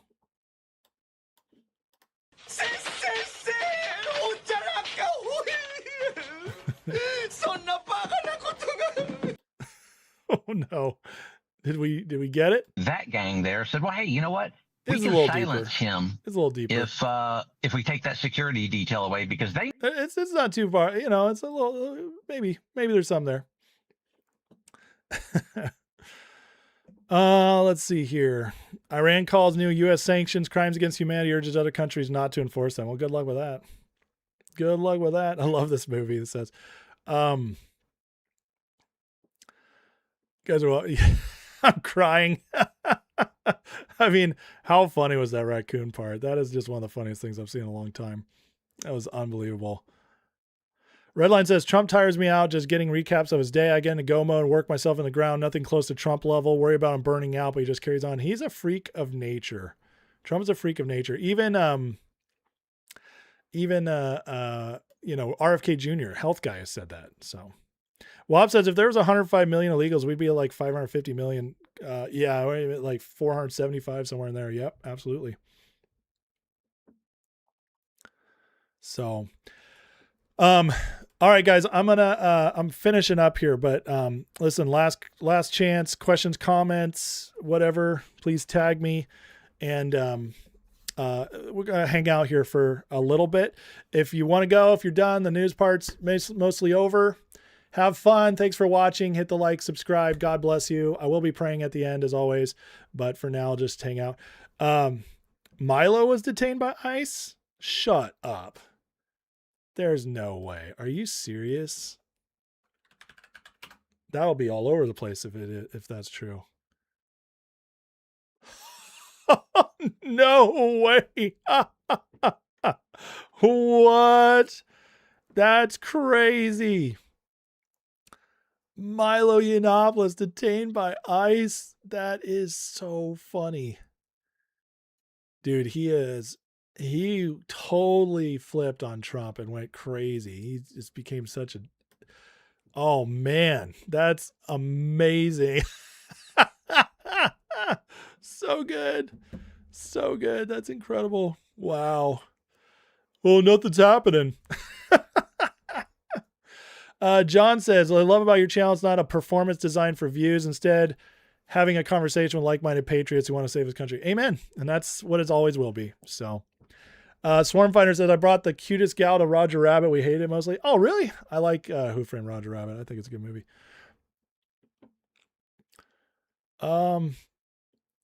You don't think Elon's doing much for the midterms? He's already committed over $100 million to help in the midterms. I think Elon's doing a lot behind the scenes, honestly. I really do. That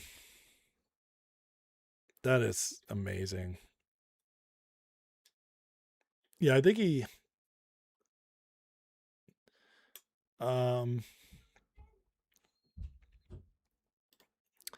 right-wing activists, British citizen.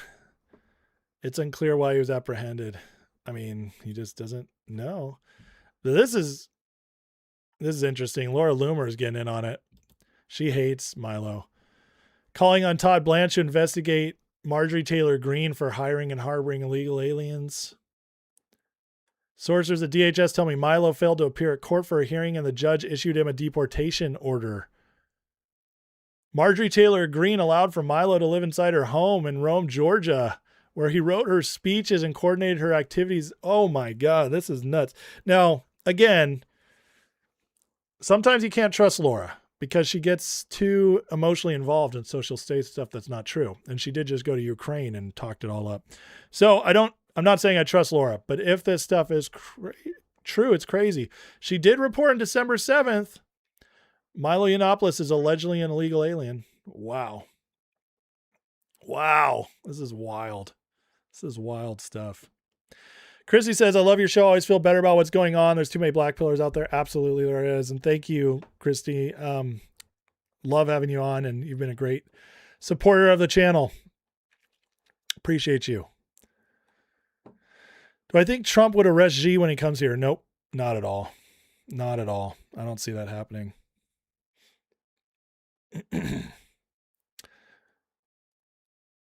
We were pretty sophisticated. Roger Rabbit's a DVD, not a movie theater thing. Well, in the 80s it was, right? I mean, it's the most, at the time, it was the best ever done animated with real people movie ever filmed as far as from a technical standpoint.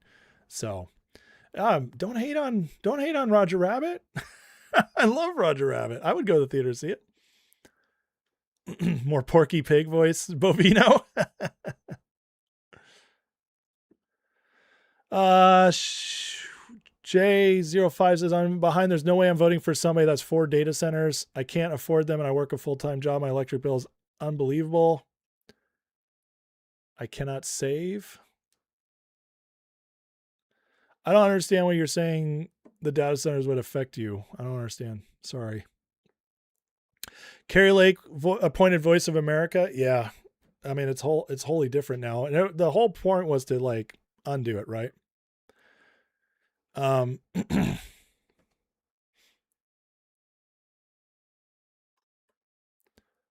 Anyways, let's see if there's anything else interesting happening since my show. Let's see. I see Solomon.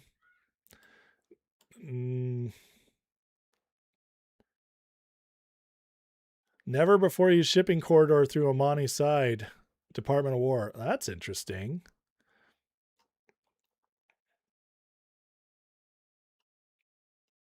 Doesn't look like too much has been going on. Oh no, what's this?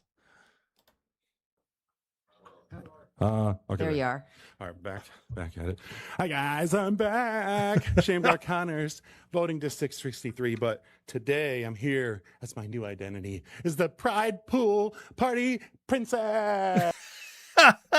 Somebody's mocking at a city council meeting or something. Oh man, that's amazing. That's amazing. Yeah, I'm not seeing too much new stuff, guys. So that's I think I covered most of us. I think we're pretty much up to date. Any other questions, comments, anything you guys want me to talk about before we go today? I don't have too much to get into. Mockery will continue until sanity resumes. Absolutely. Info and verdict for Lindsay. Last I heard, let's see, Clancy. The jury was asking for evidence again. They wanted to see, yeah, here. Jury sent a note to the judge asking to see 2 bags of pills and a knife used in her suicide attempt. So they're still deliberating.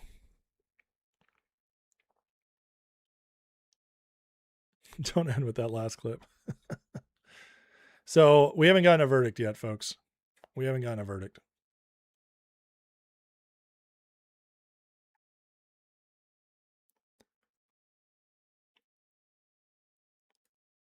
What's up, Ryan? Good to see you, brother. Have I seen the Clarence Thomas interview on Ted Cruz's? No, I didn't get to watch that yet. Love the guy who dressed up as Darth Vader and agreed with the flock cameras. What? See, this is where I get to look at the fun stuff. This is where I get to be like Asmongold, who just sits on his thing and just all day goes, this looks terrible. There's a new... Oh, here it is. Darth Vader from Star Wars tried to make their point against Flock. The Emperor is a fan of Flock, and we must continue utilizing Flock technologies so that we can follow and surveil the rebel scum as they move from playground to playground, from playground to pool, from pool to gymnasium, because we all know that the Flock cameras are not only following the license plate readers, they are following children. They are following children in parks and gymnasiums, and we need this. I need this so I can stalk my ex-girlfriend. Darth Vader. Oh God. Wow. What a place we're in, people. What a world we're currently living in. Howard the Duck was terrible. Yeah, that was a terrible movie.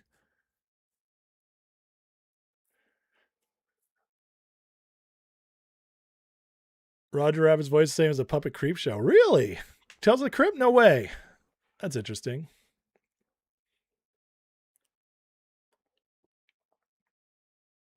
The Texans, the Rhino Republicans in Texas definitely want Paxton to lose. They hate him.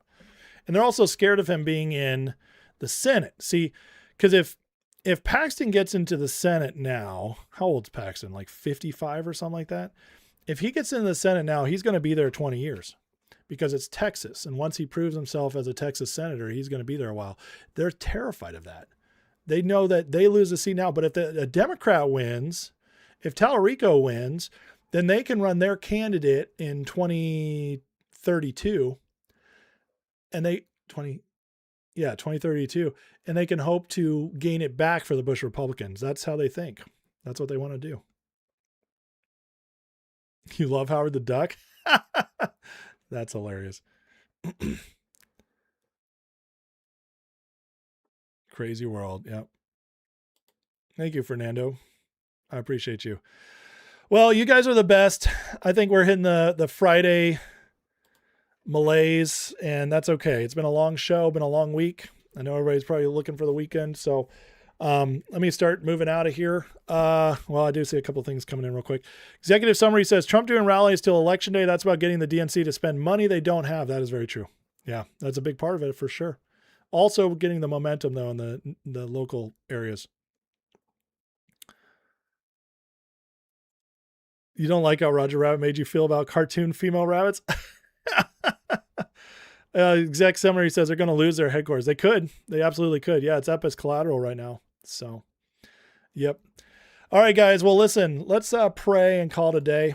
I've had a lot of fun with you guys this week. I really appreciate it all. Thank you guys for watching. Please hit that like and subscribe. And thank you to everybody, members, super chatters, moderators, all you guys. Really appreciate you guys. You guys are the best. Love you guys. So grateful to you for the fact that I get to do this show and you guys actually enjoy it. So that means a lot to me. Let's pray. We'll go off to the weekend, and I'm sure we'll have a lot to talk about on Monday. So Heavenly Father, thank you for today. God bless everybody here, Lord. And God, thank you for our present, for the joy he brings us, and also for the patriotism and the winning ahead that looks like we're getting, Father. And so grateful for all of it, and pray that it continues. Give him wisdom, Lord. Give him protection and everybody around him. Be with them, Lord. Watch over them. And Lord, help them see the job through. Pray for our nation, God. You would bless it with prosperity, justice, and peace like never before. And help us, God, to each do our part. Stir us to what that part is, to leave a better nation, our kids, grandkids, and great-grandkids. In Jesus' name we pray. Amen.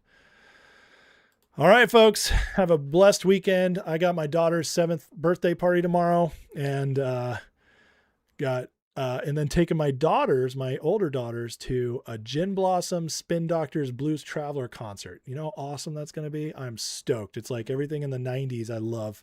Music-wise, I'm going to get to see in one concert. Not that they were the only bands I liked, but it represents what I liked. So really fun stuff. Hope you guys have a wonderful weekend. God bless you. And I'll see you guys soon. Members, I'll see you in the chat. God bless.